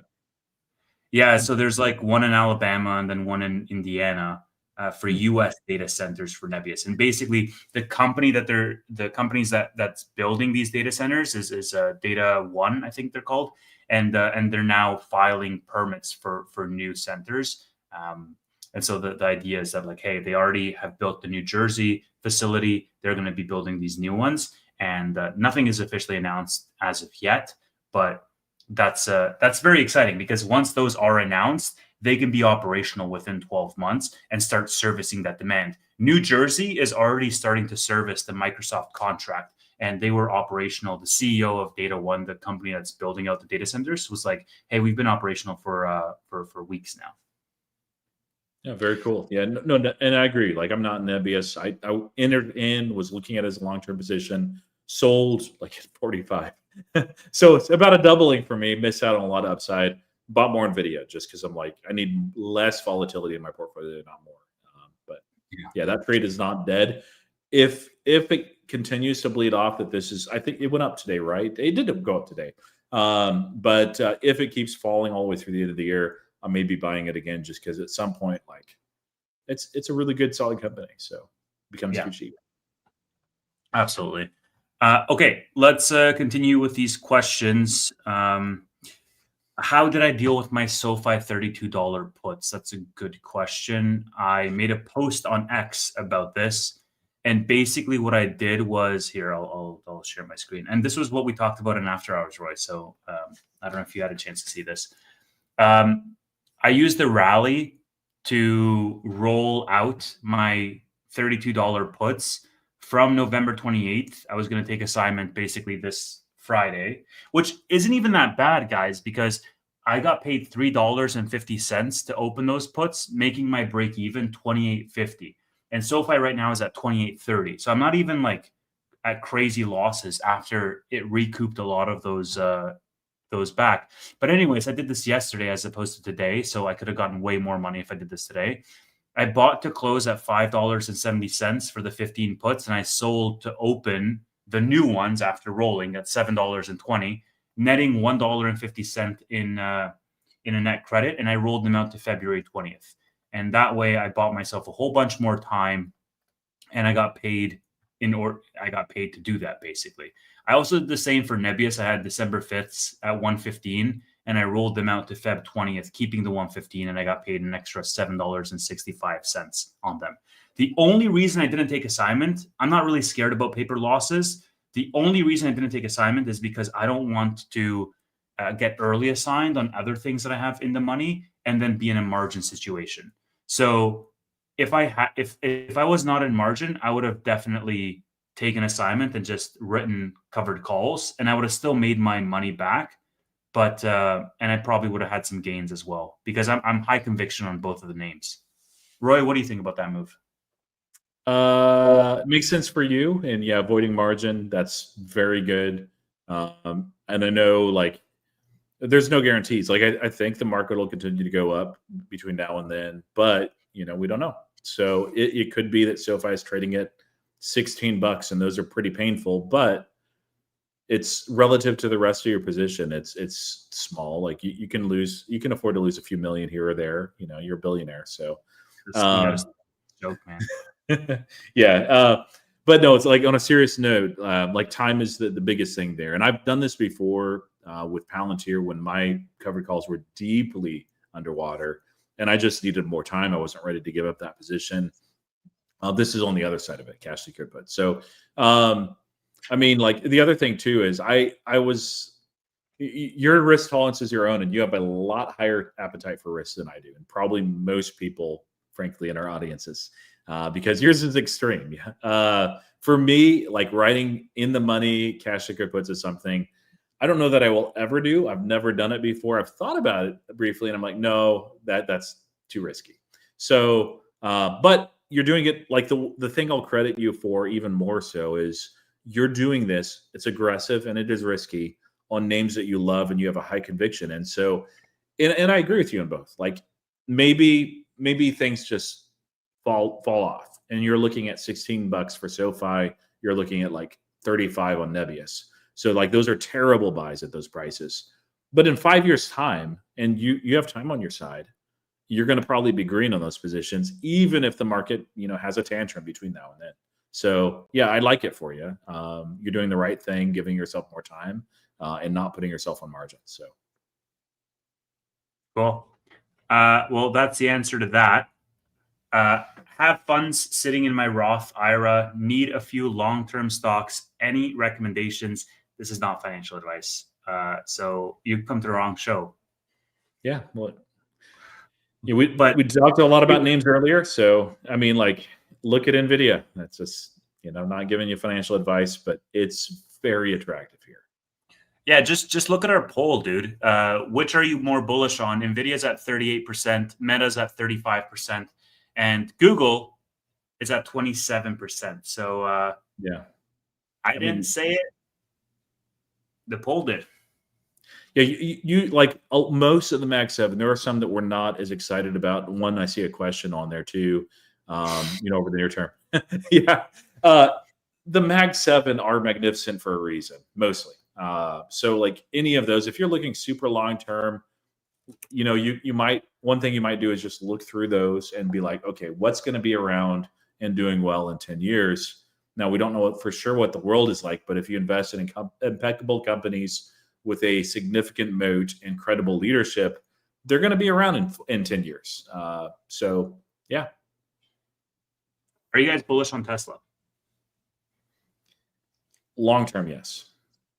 Still, yeah, you took the words right out of my mouth. Long term, yes. I think they're going to have a rough quarter, which is what we've talked about in the past, but I think they're going to be just fine. Yeah. Yeah, it's my smallest position. Expected stocks to get into S&P in December. Yeah, okay, cool. So SoFi? No. I mean, there's a chance. It's eligible. The problem is there's like 14 other companies that are Like 11. more eligible. You think 11? Well, yeah. We're looking at quite a few names. So we first don't know how many how much availability will be in there. We've seen a recent move, with the S&P 500 announcing. But yeah, this is the quarterly one. Once this year, they just said, you know what, we're good. We're going to stand pat. So I would guess 2, maybe 3 names. And so if you just give all those names equal weight, and I know I'm biased towards SoFi, the odds of SoFi getting in December are pretty low. If you say over from now through the end of the next year, yeah, SoFi is getting in. Like, I would be shocked if SoFi is in. The other factor too is S&P 500 is very obstinate and obdurate. And oftentimes when a company is not only eligible, but really, really worthy, they still are made to wait. We see that with Robinhood. We saw that with Apple, which I'm not a shareholder of, but they've been, eligible and excellent for a long time. The Trade Desk, I know they've been through some ups and downs, but they waited forever.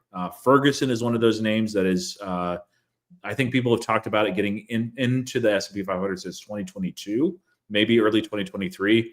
Probably it's going to get in here in the next quarter or two. But there's a bunch of names like that. And so I would say, at least for myself, I'm going to make sure I don't have any covered calls going through that event just in case. But I think the odds are probably below 5% of it happening in December. What do you think? I would tend to agree. I think March is more realistic, and if not March, then the one after that. But March is like what I'm hoping on. December is just, I'll take it happily, but I don't think, realistically speaking. But please, he admitted as much in our latest After Hours episode, which I have yet to post, but I will. And you will see he admitted this openly on camera. So it's not even. So Kelly says the recent FSD update ruined everything. Interesting. We'll have to keep an eye on that. Yeah, I've not been on X much the last couple of days, so I'm kind of curious what other people are thinking too, because Tesla folks are very vocal on X, whether they're shareholders or whether they're just driving the vehicles, myself included. I've not used full self-driving. We didn't end up doing the long-term subscription, just a free trial. We have subscribed and paid on a monthly basis when we're doing a lot of driving, but yeah, that's not good.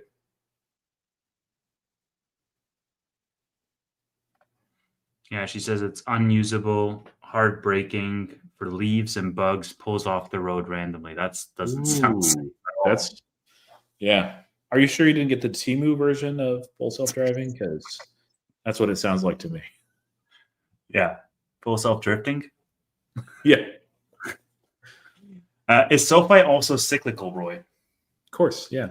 The weird thing, so like this was in the context of the Robinhood conversation. So back when I was a brand new Robinhood investor, I had what I called the golden confluence. And basically, if you look at interest rates, if you looked at the bull market being a thing and the crypto bull market being a thing, I called it the golden confluence, where all three of those catalysts lined up and would fuel the super cycle of Robinhood. This was when Robinhood was under $10 a share, and I was pounding the table, but obviously not hard enough because Tevis didn't buy then. He is a Robinhood shareholder now. So there will be times on the opposite side of that too, when Robinhood, they're diversifying a lot, they're building out more things, but they're super cyclical. So oftentimes crypto winter and a bear market will hit at the same time as low interest rates as well, which is not death to Robinhood, but boy, it's going to be tough for that time. That's an opportunity to add, in my opinion. SoFi is cyclical, but they have different aspects of their business that are going to benefit in times when others are kind of down. So they'll never have a super cycle like Robinhood, where literally everything is lining up golden. But they'll also, on the flip side, never have something where everything is just bearish and going wrong. Like case in point, like interest rates high, great. They do well off base after that. Interest rates really low. They can do a lot of lending, a whole lot of lending, and their loans on their balance sheet look incredible. Things start hiking again, interest rates being higher and offering that brings on more customers. So that's just like one little thing there. So yeah, that's kind of what I like about SoFi, to be honest, is they don't have that super cyclicality. They're not, I see some Nubank questions. They're different, but they're like Nubank in that, for my opinion, for both of these companies, you can just buy and forget that these companies exist if you wanted to, and you're going to probably make good money, not financial advice again, as an investor long-term. That's at least how I view them. Robinhood, there's going to be times brutal and painful and awful as a shareholder, just because of the super cyclicality. But man, there's peak insane euphoria, and we're still in it, frankly, even though it's fallen quite a bit. Yeah, so they're both going to be cyclical. SoFi is going to feel way less cyclical because they have the brokerage side of the business is a much, much smaller percentage of the total business. So what I would say to this is, like, they can very easily fix this in the next version update. And if it's bad for you, chances are it's bad for everybody. So the next version update will probably have something like it. This is very easy to fix from a software perspective. Okay, let's take a look. If you mention anything bad about New to Tanner, he will yell at you on stream. It sounds like Tanner. As well he should. I mean, like, what's not to love? Nubank, by the way, hit an all-time high today. So, and it was one of those like left for dead positions for me at the beginning of the year. A lot of macro stuff at the same time as they were really ramping up depositories in Mexico.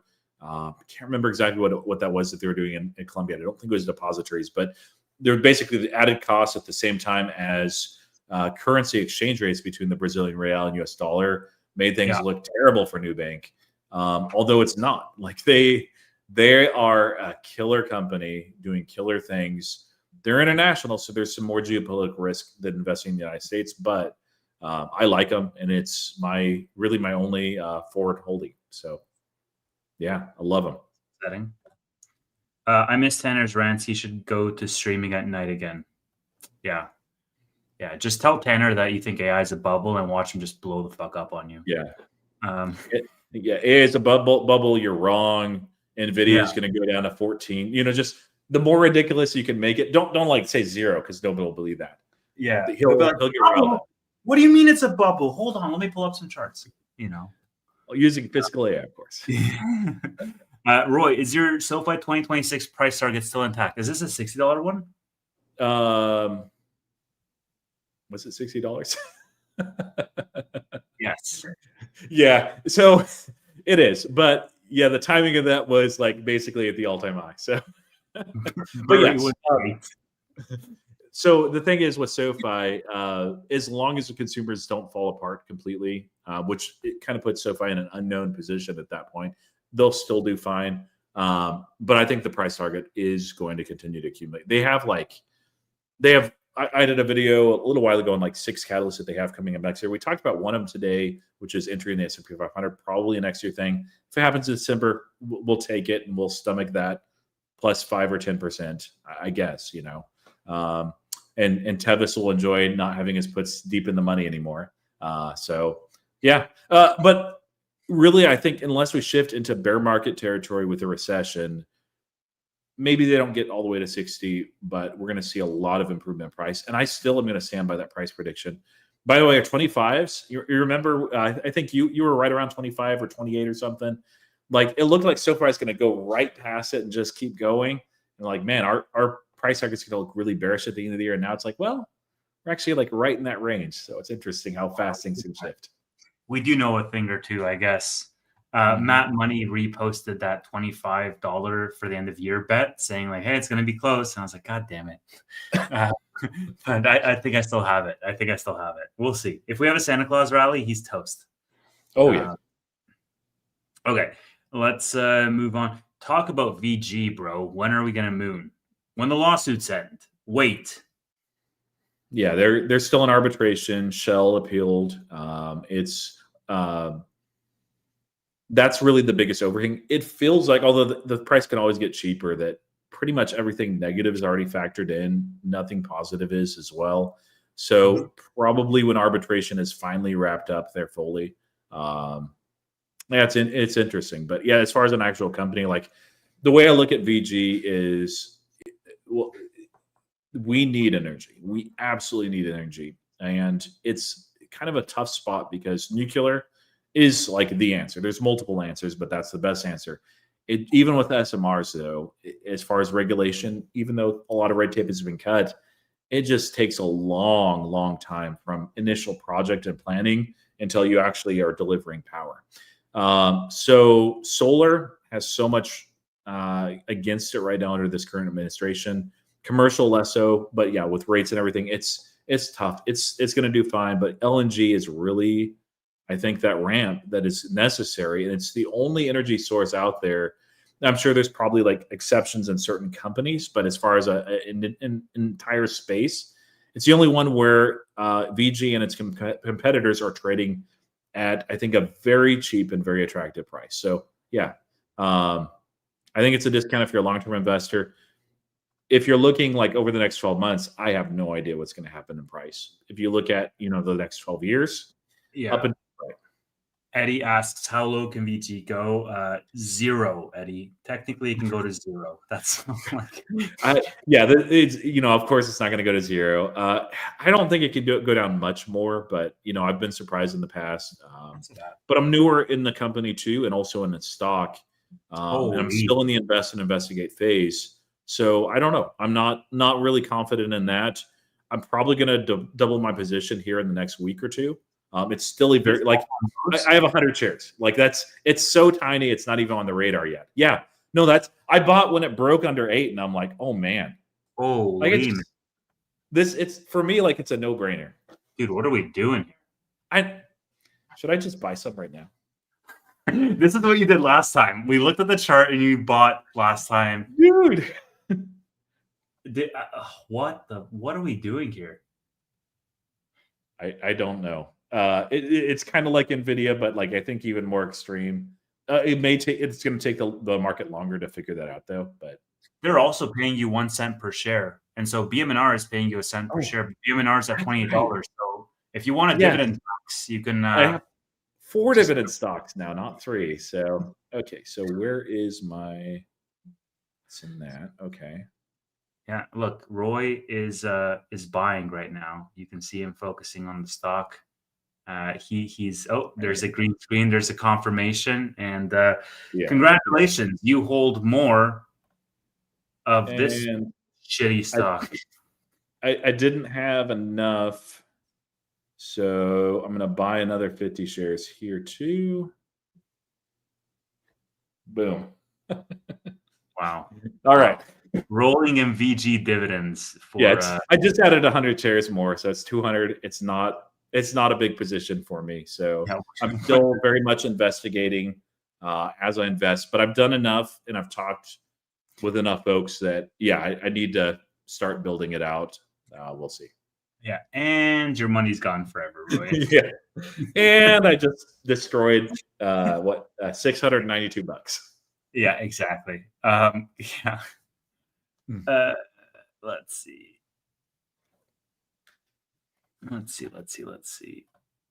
All right. The stablecoins, tokenization, the Genius Act, and now the Clarity Act that's coming up with so many pro crypto stuffs happening. Do you believe there's going to be a crypto winter? Yes, absolutely. 100%. The reason, so what's probably going to happen with Bitcoin, and a lot of crypto is not the only thing that goes through this. As commodities become more mature over time, or an asset becomes more mature over time, usually if they're cyclical, there's an elongation of that cycle at the same time as volatility is reduced over time. So they become basically more stable. That is likely, I mean, we've seen it so far with Bitcoin. That's likely the way it continues. Ethereum likewise. And they're very much tied together. Every single bull cycle, I was in crypto the last one before, like I was cognizant of it, but I was not like actively in crypto or anything. But every time before there's a winter, there's bulls out there that are saying this time it's different. Now, maybe at some point it is in the future, but yeah, even with institutions, even with regulatory clarity and all that being removed, ultimately this is a currency, and as a result, there is going to be some cyclicality. Yeah. And for people who saying, you know, I'm dumb, I don't understand, he's basically saying there's so many bullish things that are happening. Is the cyclicality like going to continue? I think Tom Lee did a. I'm sorry. I was just saying the question's not dumb. It's a good question. It's a fair question. And I'd love to be wrong. Like if we just want to go up and to the right all the time with Bitcoin. He's saying I'm dumb because yeah. So yeah, sorry. So here's the thing. I think Tom Lee did a good. He addressed this in a good way by looking at the 4-year cycles of Bitcoin. What I will say is I think that it's going to continue to be cyclical, but not necessarily in the same intervals that it's always had. With institutional flows that are coming in, we could see the cyclicality change in cryptocurrency. No longer a 4-year cycle that's based on halving, for example. It can be accelerated, decelerated, something in between, because you have this external force of massive volume coming in through institutional adoption. And what you're seeing right now, a lot is happening with regards to liquidity and just, you know, players getting crunched and money flowing in and out. Like Tom Lee was saying, like, hey, there's basically a bug or a glitch in the system that led to massive liquidation. So you're going to have the cyclicality change as the asset class becomes more mature, but I still think their cyclicality will exist. So crypto winter is guaranteed. Whether a crypto winter is going to be in 26, 27, or tomorrow, I don't know. And then similar here from Christine, Matt Money thinks BMNR is going to be affected by crypto winter in Q1 or Q2 26. What to do with BMNR around this time? Look, I think crypto winter is going to be coming at some point. Yes, BMNR is going to be affected negatively. I think it's just a matter of when do you think crypto winter is going to be coming? Because if it's Q1, then sure, like BMNR is not going to be a good spot in 3 months. Although I would argue how much lower, can it go? You would have to see Ethereum drop way more down. And I mean, right now it's at 2,800. It's not like it's at 4,000 anymore, right?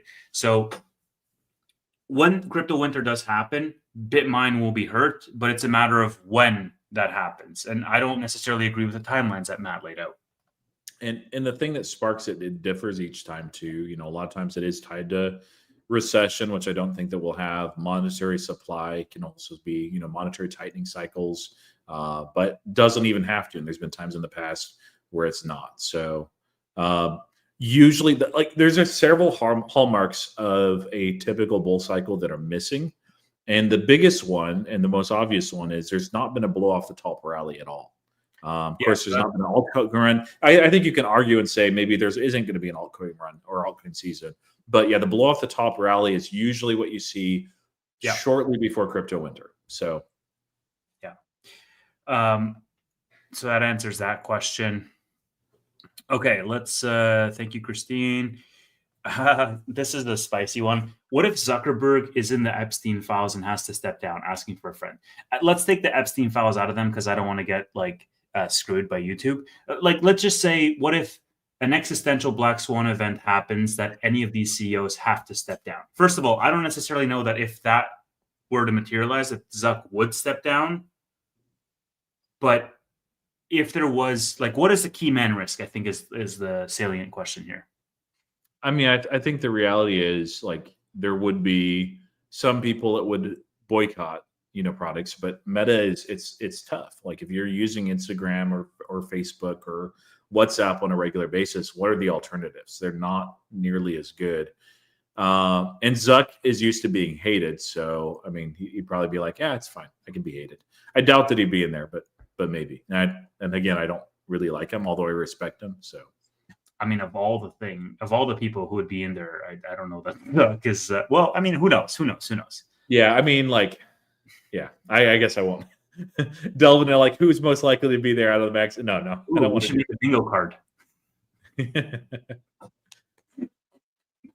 Oh man, yeah, maybe let's not make a bingo card. My intrusive thoughts. What happened to my HIMS position? It fell, Kelly. That's what happened. Yeah.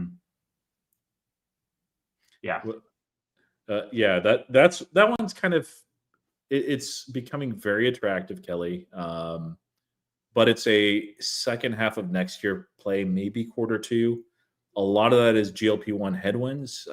They went off the shortage list at 503B, wide-ranging exception, now on very limited 503A exception for compounding the GLP-1s. HIMS is a lot more than that, but a whole lot of their revenue ramp and insane growth rate was tied to that, which is no more. So year-over-year comps are going to be kind of tough. They've done some acquisitions, and it takes time to digest those and scale those. And then they've announced some new products and product lines, which are some of them are here and some of them are ramping, but it takes time to scale those out too. So I think HIMS is still a very solid bet. But if I was betting on it, and I have been, frankly, I reduced my position intentionally down to, it's probably about 4 or 5% of my portfolio. Just because I when it was trading in the 60s, I'm like, hey, this might be stuck in the mud for a year or so. Let me trim it according to the size of my conviction. I don't always do that, but I felt it was prudent here. And if HIMS continues to sell off and the market does not, it's just a HIMS thing, I will be a heavy buyer of HIMS. That might actually be my number one buy in the beginning of the year. If it's trading about $30 a share or a little bit higher, man. Even though I think it'll be dead money for, maybe like 4, 5, 6 months. There you go, Kelly. You heard it from the smarter of the two of us. Yeah, and not to like shill my own videos, but I have one that kind of breaks down the HIMS lab, what they launched. So if you've not taken time to research that, I recommend that you do your own research, of course, for anybody. But it's a short, pretty succinct video. I look at some of the competition out there. It's actually a more attractive space than my initial read into it when they announced a Tribe Labs acquisition. This is a further iteration of that. It's going to be a beautiful, amazing thing for the flywheel. So I'm very excited by that. Yeah, I mean, look, I think the catalysts, like the landscape for HIMS looks a little bit different now than it did in the summer. I think the growth is more like skeptical now than it was in the summer. They have some aggressive targets if they don't want to lower their guidance. But most of all, the thing that I don't like and the thing that made me reduce my position, I still have it as a position, but it made me reduce my position, Kelly, and I think you should know this, is this point right here. Do you think management of HIMS are not being as transparent with shareholders and can't seem to address their core business this quarter while they did it last year, albeit in an ugly manner? I think management is a big question mark right now for me. Andrew's been doing some things that are not necessarily the best, trying to sort of pump the stock in the short term. They do have a little bit of turnover. The Nader Kabani news, he only lasted like 5 months, for example. The entire management team is completely new, and we have to wait to see what they prove out. They're all very effective people in their own fields. I know the head of product came from Robinhood, and you had other people like from Amazon and whatnot. They just need time to start working together. The CTO from Cruise, Mo. So Ilishwami, yeah. And so that's the point where I'm like, oh man, I need some more cycles to see this through. I really don't like how Dudum is pumping in the short term. That's just not a great look for me, especially because he talks such a big game around like we want to be, this preventative healthcare provider in the long term and have access to more people and increase the TAM and then it's like, really? Then you really care about what short sellers are doing today? I don't know. That's the main thing. But I think Labs is going to be very good. And I think Labs is going to actually be a virtuous cycle for them from a data perspective. That's going to help quite a bit. So it's a hold for me right now. Yeah, and I agree with you there. Although I probably will start adding to it if it continues, the rest of the market goes up and it just stays where it's at. But and I agree with it, pretty much everything you said. The even like in the 10Q, they didn't break down the core revenue. They didn't have to. I think last time was the first time that they did, at least since I've been a shareholder. Yeah. I would have liked that to continue. I didn't really like also the Novo Nordisk that they alluded to. Hey, we're in talks with, which is a nothing. They've been defensive of the share price and share value. I think part of that is maybe due to insider sales, and I hated that about Andrew Dudum's most recent, or not most recent now, insider sell that he was deliberately, it looked like, in my perception, pumping the stock so that he could get a higher premium for that known triggered event, which I do not like. Part of the reason why they wanted to be defensive with the stock is because they use stock to be able to make acquisitions. So if they are trading at $30 a share versus $60 a share, it's harder. It's quite a bit harder as well. So if we see a whole lot more where I see like deliberate obfuscation of what they're trying to do, I'll call it out and I'll probably be out. And it's tough because ultimately if I get to the point, and by the way, like I do like quite a few members of their C-suite. I do think Andrew Dudum is a very capable CEO. I'm not sure that I trust him fully. Yemi, the CFO, if he ever resigns or leaves, especially like right now, I'd be like, I'm done. Usually that's a bearish event anyway, or at least the market perceives it that way. But he is an incredible CFO and is just, for me, a lot of times in earnings calls, I'm like, oh man, this is not a great report or not as strong as I expected. And then Yemi comes in and he's not trying to hide anything. He's just very clear, transparent, sharing why this is the way it is, what they expect, and man. Yeah, agreed. And I mean, like I see people asking like, oh, what price would we buy? And would we buy leaps? And I'm not necessarily bringing those questions up. I can if you guys want me to, but here Nick asked what price is undeniable. Like, I think at the end of the day, guys, if I believe in a company's prospects and in their management team and in their execution, I will buy them even when they're overvalued, because I know that they can grow into that valuation through consistent execution, and I have a level of trust. The inverse is also true. If I do not believe in a company's management and in their execution and in their forward projections, I'm not going to buy them even if they're undervalued, right? So at the end of the day, I really am looking, and of course, like I'll have small swing trades in between where I'll break these rules, but for long-term buy and hold positions, I really want to look at what the management team is that I'm investing my money in, and I want to look at what the prospects are. And I think for Hims right now, this is why it's at a hold. There's a lot of great things that I love about the company, but there's a lot of question marks that I have today that I didn't have in the summer. And even though it's way cheaper today than it was in the summer, I'm still not adding to my position. In fact, I've trimmed a lot of my position because of those questions. Once those questions are alleviated, I'm happy to buy Hims at $50 or $60, double what it is today. But I know that I have clarity and peace of mind. Yep, ditto. Great way to put it. Cool. Do you like Salesforce, Roy? No. Okay, great. Next question. Do you want me to go on a rant or? A little No, bit more. we have like 8 questions. And Tiny bit more leadership, and nobody loves the product. You don't like Benioff? No. He's acting crazy. He's always been crazy, bro. Crazier. Like, he's acting like, if you asked me this question a year ago, I would have been like, they're fine. I would never invest in them. Yeah, Steve loves CRM. They, the way, so one other little thing, working on a PhD, hopefully defending this next spring. I got a lot of writing to do this weekend and also over the next week. The methodology of my dissertation is rhetorical analysis. And so it's some overlap, not complete overlap, where you can look and analyze the way people are speaking. You can even, although this is not what I'm using it for my dissertation, look at body language, because again, that's part of communication. So you look at the communication style and you can draw a lot of conclusions from that. So with Benioff, he has, I mean, look at all the different headlines and stuff that he's been involved in the last 3 months, and some of those big choice quotes that catch the newsways.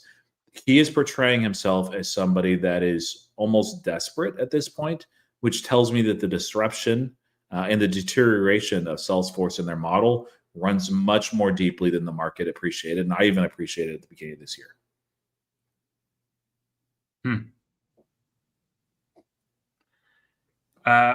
Interesting. I have no opinions on Salesforce. Do you have any thoughts on Micron? I think so. I said I needed to start looking at them, and I've not. But they are benefiting from the AI rush. Same with the hard drive space as well. Micron is of course, on the RAM, the DRAM specifically, like that is being used heavily with a lot of AI chipsets. I see a question later on small cap tech. Remind me that there's some pullover to Micron. It's not small cap, but so they're in a really good space. It's a strong company that benefits from the AI rush. So it's a picks and shovels play still there. Kind of wish I had done sped up my investigation there, or at least invested. I just didn't. It's trading. I like to have at least 100 shares, and I'm like, okay, do I really want to put? I think at the time it was trading at like 120. It's like, do I really want to put that kind of money on a play that I've not done much investigating? No. VG, it's easy because it's 100 shares is nothing. 100 shares is nothing. I mean, something for somebody. Yeah. Well, I'm just saying for where my portfolio is versus 100 shares of Micron would be a pretty decent stake in a company I had not taken a good enough look at. So.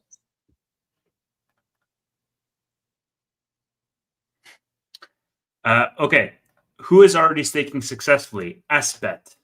SharpLink Gaming is doing it successfully right now. Everybody except for BMNR. Yeah, exactly. Are you buying BMNR now that it's up all the way up to $28? I bought a good chunk last week because I'm like, this is stupid. Also Ethereum. And I bought a little bit more. It's actually yesterday before the big run up. Kind of, I guess, during it was like up 5 or 6%. But yeah, not a meaningful amount on Monday. I also bought some on Monday, not a meaningful amount. I'm overexposed, I think, to BMNR right now, so I'm not going to be buying more. And if anything, I might be writing against the part of my position on the way back up. I'm not writing just yet, but if we go to 35 or so, I'm going to start writing again on it, just to right size it. How low do you think BMNR would go? Depends on how low Ethereum goes, I guess. Yeah, I think that's probably tied to the. So actually, let me throw this up. This will be maybe more illustrative. This is before. By the way, Blake, we did talk about BMNR. It's at the beginning of this video. We started with BMNR for like 25 minutes. Yeah. So this is not BMNR. This is MicroStrategy, MSTR. Or just strategy now. Man, I'm never going to get used to that. If you look at their NAV, there was a time when they traded under. This was during the previous crypto winter. where you could buy it basically for less than what the Bitcoin was on the balance sheet. They went down to 0.72. I think they actually went just a touch lower, but I remember it being around like 70% of the valuation. Now you can see this is actually trading under the MNAV as well, 0.95. Keep an eye on that.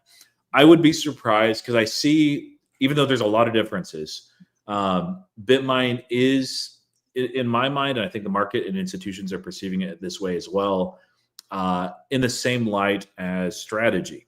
What this means is I think that probably if we go through a crypto winter, we're going to be trading under MNAV for sure.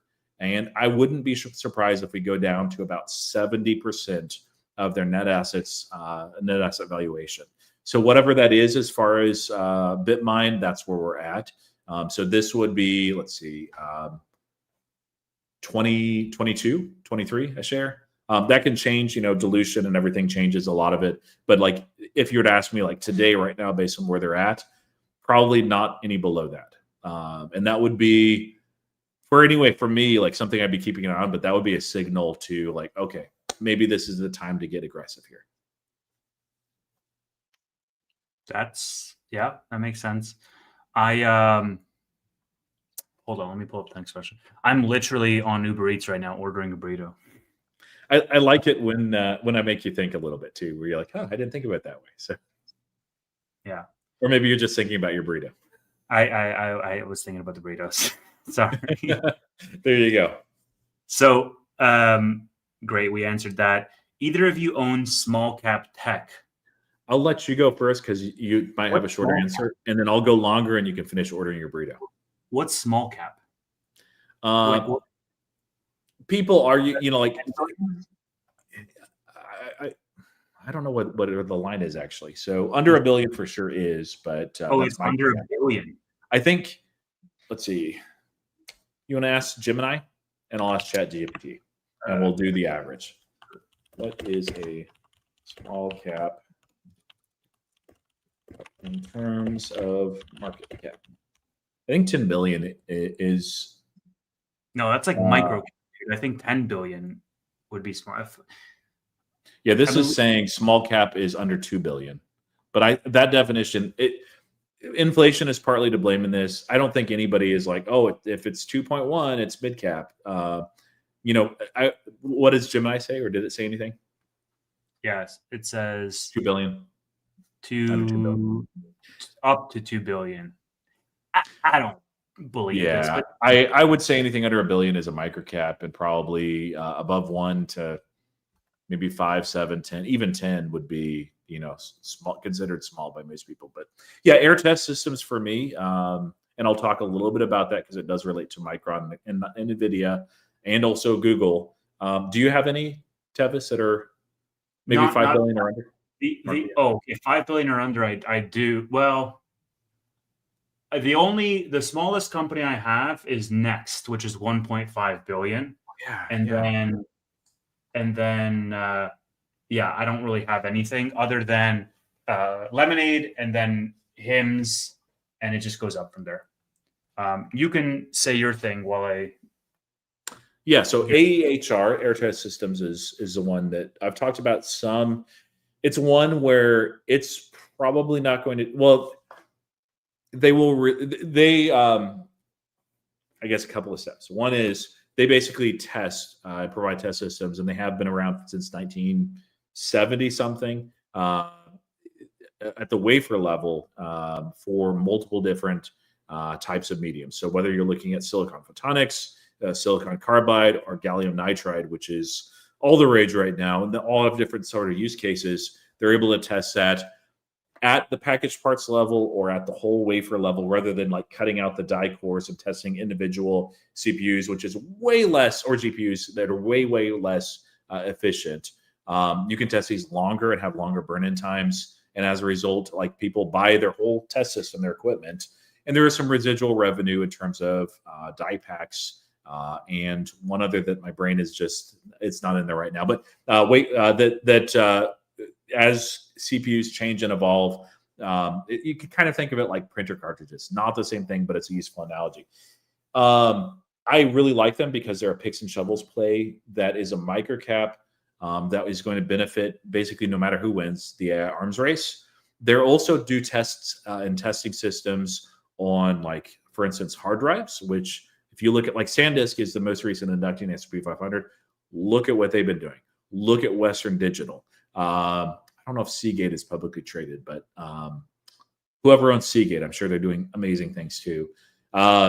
They also provide testing systems, and they have partnerships with some of the largest that do this for RAM. So the DRAM push and wave, not only can they help Micron and many others out, and they likely have, they have to not like reveal publicly their partnerships, but they say customer F and that sort of thing. Normal in the space, just because the competition, a company doesn't want to give the competition an edge and say, hey, the reason why we're destroying you guys is we partnered with these other guys. But yeah, so they benefit from so much of what's happening in the arms race. It's incredibly lumpy revenue, but I think that they're very differentiated in their strategy, and especially what they're able to do with gallium nitride. So I think they're positioned incredibly well, but there's a lot more risk on a company that size that's under $1 billion valuation. It's about 5% of my portfolio. If it keeps bleeding, actually, if we see it fall under $20 and it falls down to like $16 a share, I'll probably double that at that point, just because it's hard for me to see like much risk there, honestly, at that valuation. It can always go down lower. It has recently, but yeah.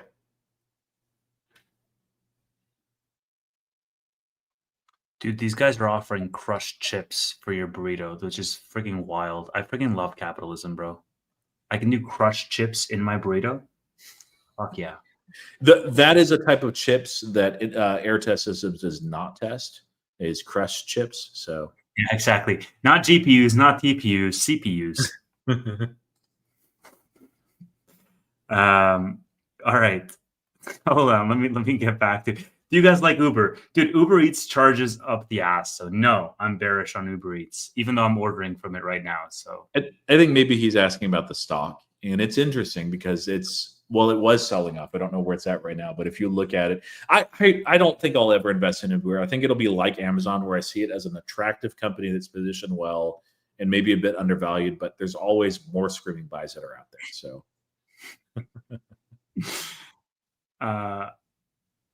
yes. I mean, if you ask Bill Ackman, if we ever have him on the show, then we can ask him about Uber. Well, let me order this first. When we have Ackman on the show, not if. When we have him on the show, we can ask him about Uber. And okay, my order has been put in. So I now have a timeline that I'm working towards. So I think I can only do this for like 30 more minutes, but I think we should be done within 30 minutes. Yeah, there's two different types of streamers. There's streamers that order food while they're streaming, and there's streamers that buy stocks while they're streaming. I mean, all right, you guys want to hear the funniest thing? So I want to bring somebody on as an editor, and so I'm like talking to a few people to say, okay, like, this is what the role is, and you're going to help me turn long form content to the short form content. And as part of just taking a look at their technical ability to turn long form into shorts, I was like, hey, join the live stream and do the timestamps, and then pick a segment off of this long form to make it into a short. And what I didn't realize is that this is one of our longer episodes. It's over 2 hours, and this poor guy is like doing the timestamps for this, and I feel bad. I'll have to order him an Uber Eats or something. Yeah. So I mean, yeah, we'll see what clip he picks for the short. That's gonna be fun. Okay, let's just wrap up with the questions here. Roy, how do you feel about that? Yeah, rapid fire. All right. Thank you for BMNR content. Have I ever heard of DeFi Technologies, DEFT? Nope. Next question. Do you think Google announced what Google announced with Gemini 3 being trained through Google TPUs rather than Nvidia chips is a long-term concern, as 60% of their customers are hyperscalers relying less on Nvidia. So we did talk about this, and we did talk about this, and I think Nvidia is going to make this fine. Yeah, same. Yeah. Good for Google, though. Good for Google. Yeah. How is Tevis as a boss? Fuck off. He says don't feel bad because editing is fun, but I won't throw that up on the screen. You guys will just have to trust me that that's what he said. Can you talk about Duel and Adobe? That's interesting. I want to average Duolingo, quite frankly. I don't really want to buy Adobe, and I think we've talked about that one in the past around the pros and cons. But I want to average down on Duolingo. Yeah, I mean, so let me pull up Duolingo and Adobe too. And what measure do we? Let's do forward price earnings again, and I'll throw this up here so we can take a look. Now, by the way, I think an investment thesis needs a whole lot more than valuation, but you can start somewhere. You know, valuation is not the worst way to do it. If you find something attractive, then look at the underlying business, look through, do your due diligence, develop your own conviction.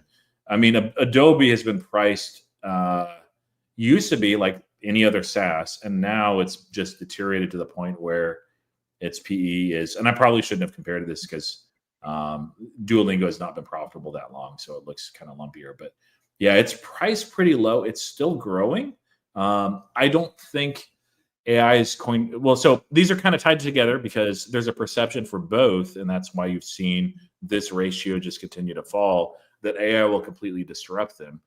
I don't find either case credible. I think there's more disruption on Adobe's line, and of course that failed Figma acquisition, you know, it certainly hurts them as well. Figma reported their first earnings fairly recently too, and it's actually trading, or at least was at the time of they're not top of my radar, but they were trading under their IPO price, and I Figma. Yeah, Figma. But yeah, so these ones, like I'd probably prefer, if I had to pick between these two, to invest in Duolingo. I did have a small, tiny position, invest in Investigate. I'm like, you know, there's other things that I have a clear conviction in. There's a few things I don't like with Duolingo, but I think that they're pivoting to a learning platform. It's in a bit of a transition, so we'll have to see how that plays out. Adobe, it's being kind of left for dead. I don't think that they are, but it can still get cheaper over time, and I think it might take a long time for the market to understand that. Yeah. I also think this, though. Duolingo is going to be a victim of tax loss harvesting. Absolutely, because it's down already, and down can go more down. But at the same time, like, I really like what Duolingo is doing, man. I like the approach that they're taking. I like that, you know, they're expanding outside of just languages into more courses. Adobe, I just don't freaking like. I don't like because they have this like walled garden type of approach that you need to be in their ecosystem. I deal with Adobe every single day. Every day. Not necessarily, I'm not an artist. I don't, but like I'm the person who's approving the budget, and I know how much they're charging us, and I freaking hate it. And all of my artists are like, we need it, Tev. And I'm like, I can't do anything about it. So let me ask you, Adobe or CRM that we talked about earlier, if you had to invest in one of those two for 5 years, which would you do? I don't know anything about either of them, man. Like I know what their products are, but I don't know anything about the business and the prospects. But it's a good question. Well, CRM also owns Slack. I don't know. I'm leaning towards CRM, quite frankly, because like the way I see it is that the total addressable market for CRM is bigger, where all businesses essentially need Salesforce's services if they get big enough to handle leads, to handle their sales pipeline, whatever the case may be. And for Adobe, that's the same thing, but I think the total addressable market is potentially smaller and more prone to disrupted by AI. So I would lean CRM in that case. Yeah. Slack is great. CRM sucks. Yeah, that's fair. True. Adobe has a huge presence outside the US. Dual uses AI themselves, so there's no way AI is better than Dual plus AI. It's fair. Adobe's just another PayPal. Ackman's buying Adobe. Dual is going to, yeah, I read this. Okay, cool. Let's go into good question though on Dual versus Adobe. Two seemingly value traps? Question mark. Are there companies you're waiting to get in on? If so, which ones? Oops. Yeah, I have a list, the futures list. I know you guys can't read that, but it's just 5 names. Wait, ABCL. Hold on, ABCL. Just focus it one more time. There you go. Leave it there. Nebius. Rocket Lab is the last one. Yeah, Rocket that's terrible. That yeah, it keeps focusing on my face, which is great. But yeah, Accelera, I owned in the past, and while things were falling in April, I'm like, I'd rather just own more PayPal. Obviously, that's not worked out. I really like it. I would need to. I still pay attention to them, and what they're doing is more of a long-term thing. But I'm interested, and I would like to have a little piece of biotech, and I actually understand what they're building there somewhat. Coinbase, next crypto winner. I'll probably buy Coinbase. Cloudflare, that's NET. It's always priced at an extreme premium, but man, they have such a deep moat. I love Matthew Prince as a CEO. I think they're so intelligent and smart. I also like largely what they do. And it frustrates me to no end when they have like an outage, a big Cloudflare outage, and the stock doesn't fall much. And I'm like, fall. Why won't you cooperate? It's like 197. Like, and then Nebius is one, and then Rocket Lab. So valuation gets right on either of those two, I will get back in. Well, for Rocket Lab, I just missed it. It was my own fault. I was investigating without investing first. It ran. I was like, well, I'll get it on a pullback. That was at $7. That's fair. Yeah, What about you? I don't know, man. I think like Amazon's not really expensive right now, but I would definitely love to get Amazon cheaper. Meta is one that I want to sink my teeth in so badly because it is pulling back or has pulled back. And other than that, I don't know. I think Tesla's kind of overvalued. I would definitely buy Tesla on a pullback. Yeah, I would same. Yeah, but we're already in it, so. I really own everything that I really want to own right now. But what percentage of portfolio is in Next? Let me check for you real quick. It's about just under 3%, which is kind of crazy. Like I'm definitely overexposed to Next. I want to get rid of some of it and like just pare it down a little bit, or maybe this is the other thing that I've been thinking is get rid of it altogether and just go that exact same weight into VG. Yes, join me.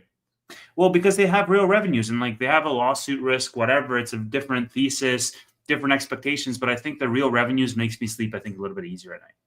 And it's I think easier. I've looked, at some other energy space companies, and I'm like, like Enphase is the biggest one, but also a lot of solar too. And I'm like, I think there's a time to get into that, and it doesn't feel like it's yet. It may be close to midterms, maybe, but even then, like I think it's going to be maybe several years of dead money. Yeah. All right. My burrito is going to be here in 10 minutes, so that's all the time you fuckers have with us, unfortunately. Google is only guiding 22% growth. Why should I be bullish on it at 35 PE? Tom asks. Well, forward PE is better. Look a year out, see what they're expected to grow at, and it's closer to 30. 30 is not ridiculous at all. Like I think it's a fair value range, but it's more of like your investment philosophy and why you're investing and why you'd invest in Google. I personally wouldn't invest in Google for like massive capital appreciation. I think it'll outperform the S&P 500 though. And so if I wanted a good stable stock, and Google is, of a company that is not going to be disrupted, they'll be positioned very well a decade from now, it's a really easy buy. Just really is. Same with Amazon. Same with pretty much everybody but Tesla and Apple. Yeah, exactly. I don't think you can go wrong with the last thing Roy said, buying anything except for Tesla, like all the Mag 7s except for Tesla and Apple. I think even Tesla, honestly, it's just overvalued a little bit right now. So. Just not Apple. Just don't buy Apple. Dude, Apple's about to become the largest market cap company again. It's like, okay, market, quit being stupid with Nvidia and do what you want with Apple. I don't care about it, but quit being weird. Yeah, man. It sucks for your iPhone. Google actually, like if you look at the market cap, there is a scenario where we can see Google as the most valuable company in the world instead of the other two, which is I did post, and my computer's lagging, I think, because it's also updating my Uber Eats order and doing a million other things. But I posted this, and I want to get your thoughts on it. I don't know if you saw it or not. Mm-hmm. Let's take a look. I said, do you guys still think Google is undervalued? Because Google is now worth more than Amazon and Tesla combined.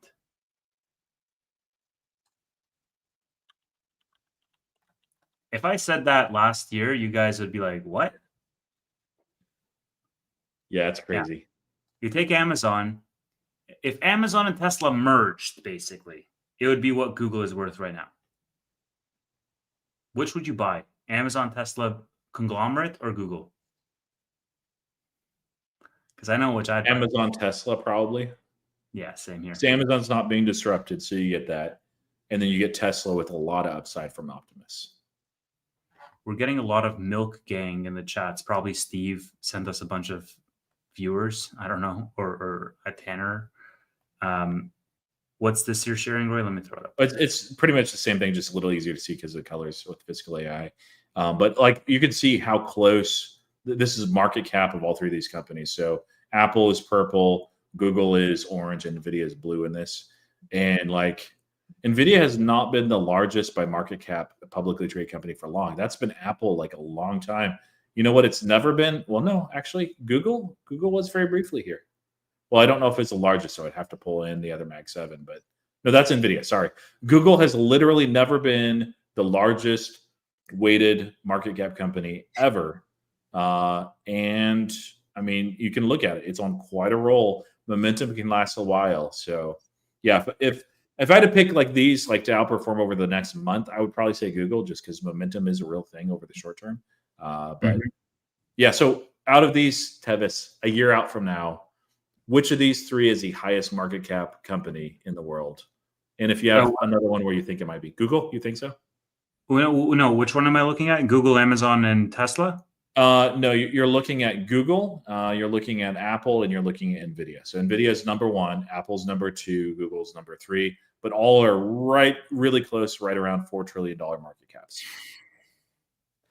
It's definitely not Apple. Hopefully not.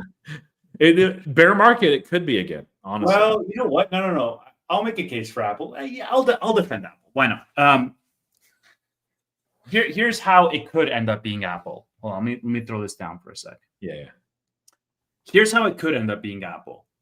Tim Cook is out in 26, which is the plan.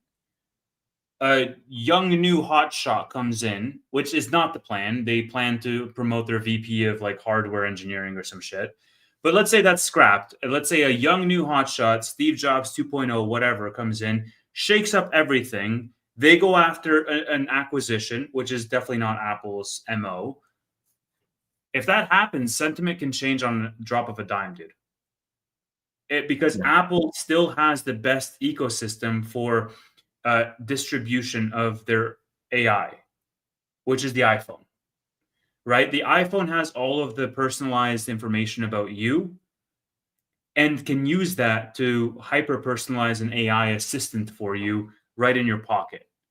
Apple just doesn't know the value of the cards that they hold because they're run by an operations manager, basically.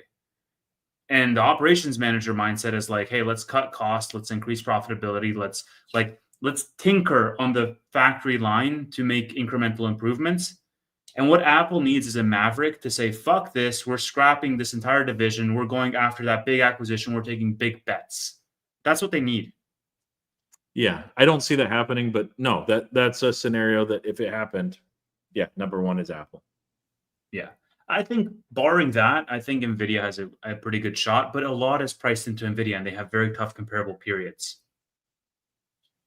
We've been saying that for a couple of years. So yeah, so so you think Nvidia is number one, but it's going to be close? Oh man, I think it's sure, let's go with that. I think Nvidia is going to be number one. I think Google has climbed quite a bit. Let me throw up your chart again. I think Google has climbed quite a bit, and you know, I think it's gonna.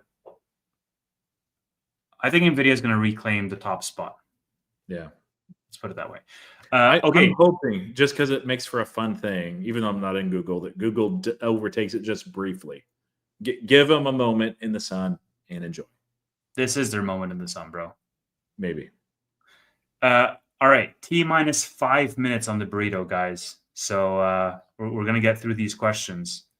And no, you're not going to get to watch me eat the burrito on stream, unfortunately. I'm not going to do that to this poor editor guy, man. It's his first day. Do you think PayPal will have PayPal question? We're going to meet all day. Do you think PayPal will have a third transition year after what he said last week? It sounded very bearish to me, and it looks like the thesis will take longer. I didn't like the fireside chat at all. I posted on NetMX. Even companies that I hold, if I see something bearish, I call it out. It's not really a full transition year. I did say that, but probably it's a little bit unfair or disingenuous. Everything at PayPal tends to take longer than it should, and that's not good. Yeah, and it's a little bit less shocking the world than they'd like it to be. It's making the world yawn. They're doing some great things, which I think will be successes long term. I am not too confident on how they're going to guide in Q4 down. It's going to be conservative, but like it may be to the point where they don't even talk about new innovations. It should be a colossal mistake. PayPal is trading at a ridiculous valuation, but cheap can get cheaper, and that can continue for a while. So, Roy, let me ask you this. What attracts you to PayPal over Shift4? Slower growth, similar valuation? I don't actually think it's similar valuation. It kind of is. Look at how Shift4 is growing. A lot of it comes from mergers and acquisitions. Now, that can be a part of your model. It can be for a long time, and you can be successful with it. Where Shift4 is currently at, I think mergers and acquisitions slow down some, and the growth rate does as well. That's what the market is implying. Payments is not a fun space for anybody right now, really. I also think so. Shift4, a lot of what they do is just payments processing, and I don't like that. Even if you're the best of the best, that is just a pure commodity. That's one aspect of what PayPal does, but there are a whole lot more. They're a double-sided network. They have an immense amount of data that they're just beginning to leverage across the board, from advertisements, Fastlane, that guest checkout, PayPal World as well. That size and scale and global reach really positions them, I think, very well across the global infrastructure, to the point where you'll see more and more names. You've already seen massive names join PayPal World, which formally launches early next year, but it's already active. They're already doing transactions with it. Advertising just seems like an easy layup. These are things that Shift4 can't do. They're just not that type of business as well. I think Alex Chris is a very good CEO.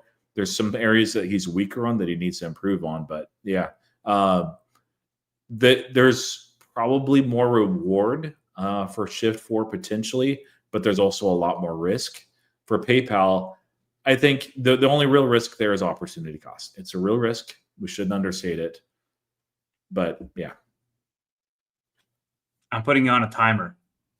Because once the PayPal chat starts, you're on timer.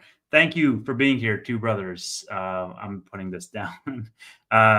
T-minus 2 minutes for the burrito. Okay, let's go.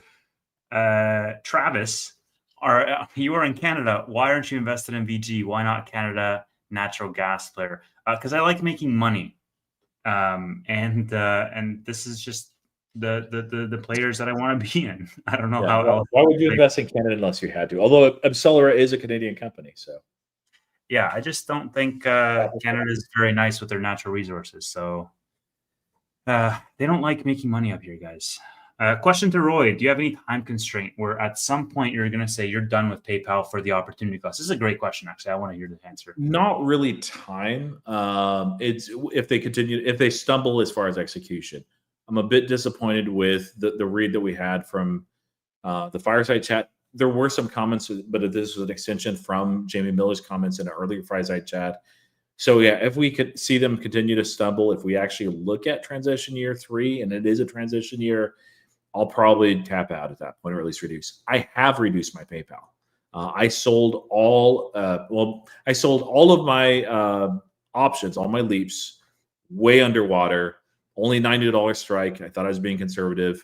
Still had plenty of time on them, but I sold out because of the comments at the fireside chat. I said, you know what? I have some gains to offset. So tax loss harvesting is there. I may buy those on the other end, but like right now, I don't think that I will. I really don't think so. I still have some leaps. They're in a non-tax advantage, or they're in a tax advantage account. So there's no tax loss harvesting, and I'm okay with them where they're at, even though like maybe they're just dead money and that's it. But I think the bigger factor is if I see like, I showed you guys that list of 5 names that I'm interested in, very interested in. There's other names too that are a little bit further out on the radar and I need to do more research in. Let's say we have a market event where PayPal stays where it's at and all these other names drop, substantially in value, or some of them do. If I need capital and I see a great opportunity, Rocket Lab's trading at like $11 a share, I don't expect that to happen. PayPal is gone. And I'll let you guys know. But yeah, I don't hang on to things just out of sentiment or anything like that, or nostalgia. I like making money despite owning PayPal. And so, yeah, if there's a better risk reward out there, substantially better, I will be out and I'll be into that. Do you think it's a worse opportunity cost in the market? I mean, I guess depending on how long you've been holding it. Worst covers a lot of names. It has been a terrible opportunity cost, though. Yeah. Dividend Master says, how are you not long Adobe if you're long in PayPal? One terrible stock at a time, preferably. You got to have one to keep you humble. So maybe after PayPal is at its all-time high, I'll pivot into Adobe that's trading at like 3 PE or something. Ooh, okay. Last question. Will Enphase ever stop being a laggard play and an in play? Oh, yeah. Yeah, it's solar. Solar is very cyclical. This is, I think, the 4th solar cycle that they've been through. Maybe 3rd as a public company. Double check that. They'll survive, and solar will have its time in the sun, pun intended. Again, that's probably, depending on how they fall, after midterms. Now, I'm not saying the year after midterms, but sometime after. So it's going to take a while. They also have launched a commercial line. The market needs to see more revenue from that commercial line to really believe in it and think of it as more than just a residential player. But yes, that will absolutely happen. I think that they're well led. It's just incredibly cyclical. And this solar bear market is absolutely atrocious and terrible. I'm glad that I took a small loss, got out, and added more PayPal because I like pain. Yeah, I also think with this administration, you're better off investing in like oil and gas. And then if the Dems come into power, you're better off investing in solar, just from a regulatory perspective, like just a rule of thumb. Yeah. Yeah. The battery company was Abcelera, Tom. Abcelera, ABC. They're biotech. What's he talking about then? I'm not sure. Did I mention? I think he just mistook it. He was talking about. Oh yeah. ABCL. ABCL is biotech. So yeah, there's a lot of risk with biotech. If you've never invested in biotech, do a lot of research first. These stocks are very different than a lot of other plays where they will be dead money and burn cash for a long time, and then they'll go to zero or they'll go up tremendously. I'll leave it at that. We'll keep it short. Oops, I think I accidentally doxed my driver. Hold on, let me pick this up and I'll show it on stream and then we'll wrap. All right. And while he is doing that, thank you guys for watching and tuning in. If you don't already follow Tevis, be sure to do so. He is an incredible mind, an incredible person as well. And as always, thank you guys. Like this, you as the audience makes this a lot of fun. You know, I would love to talk to Tevis anytime. That'd be fun, but it makes it a lot more engaging with you guys here. So thank you for all your support along the journey. And yeah, hopefully we continue to see a rally in the markets as well. Take a look at that burrito. Canadian burrito. I don't know, man. It's like way smaller than advertised, but this is still very, very, very healthy. I'm going to keep it right here, and I'm going to wrap up the stream. And you guys don't get to see the mukbang episode. Maybe I'll do an after-hours show. Who knows? Man, you got to come to Houston where there's actually real Tex-Mex and Mexican food. I actually had a breakfast burrito that was carne asada. And it was so good this morning. Or breakfast taco, rather. Oh. Yeah.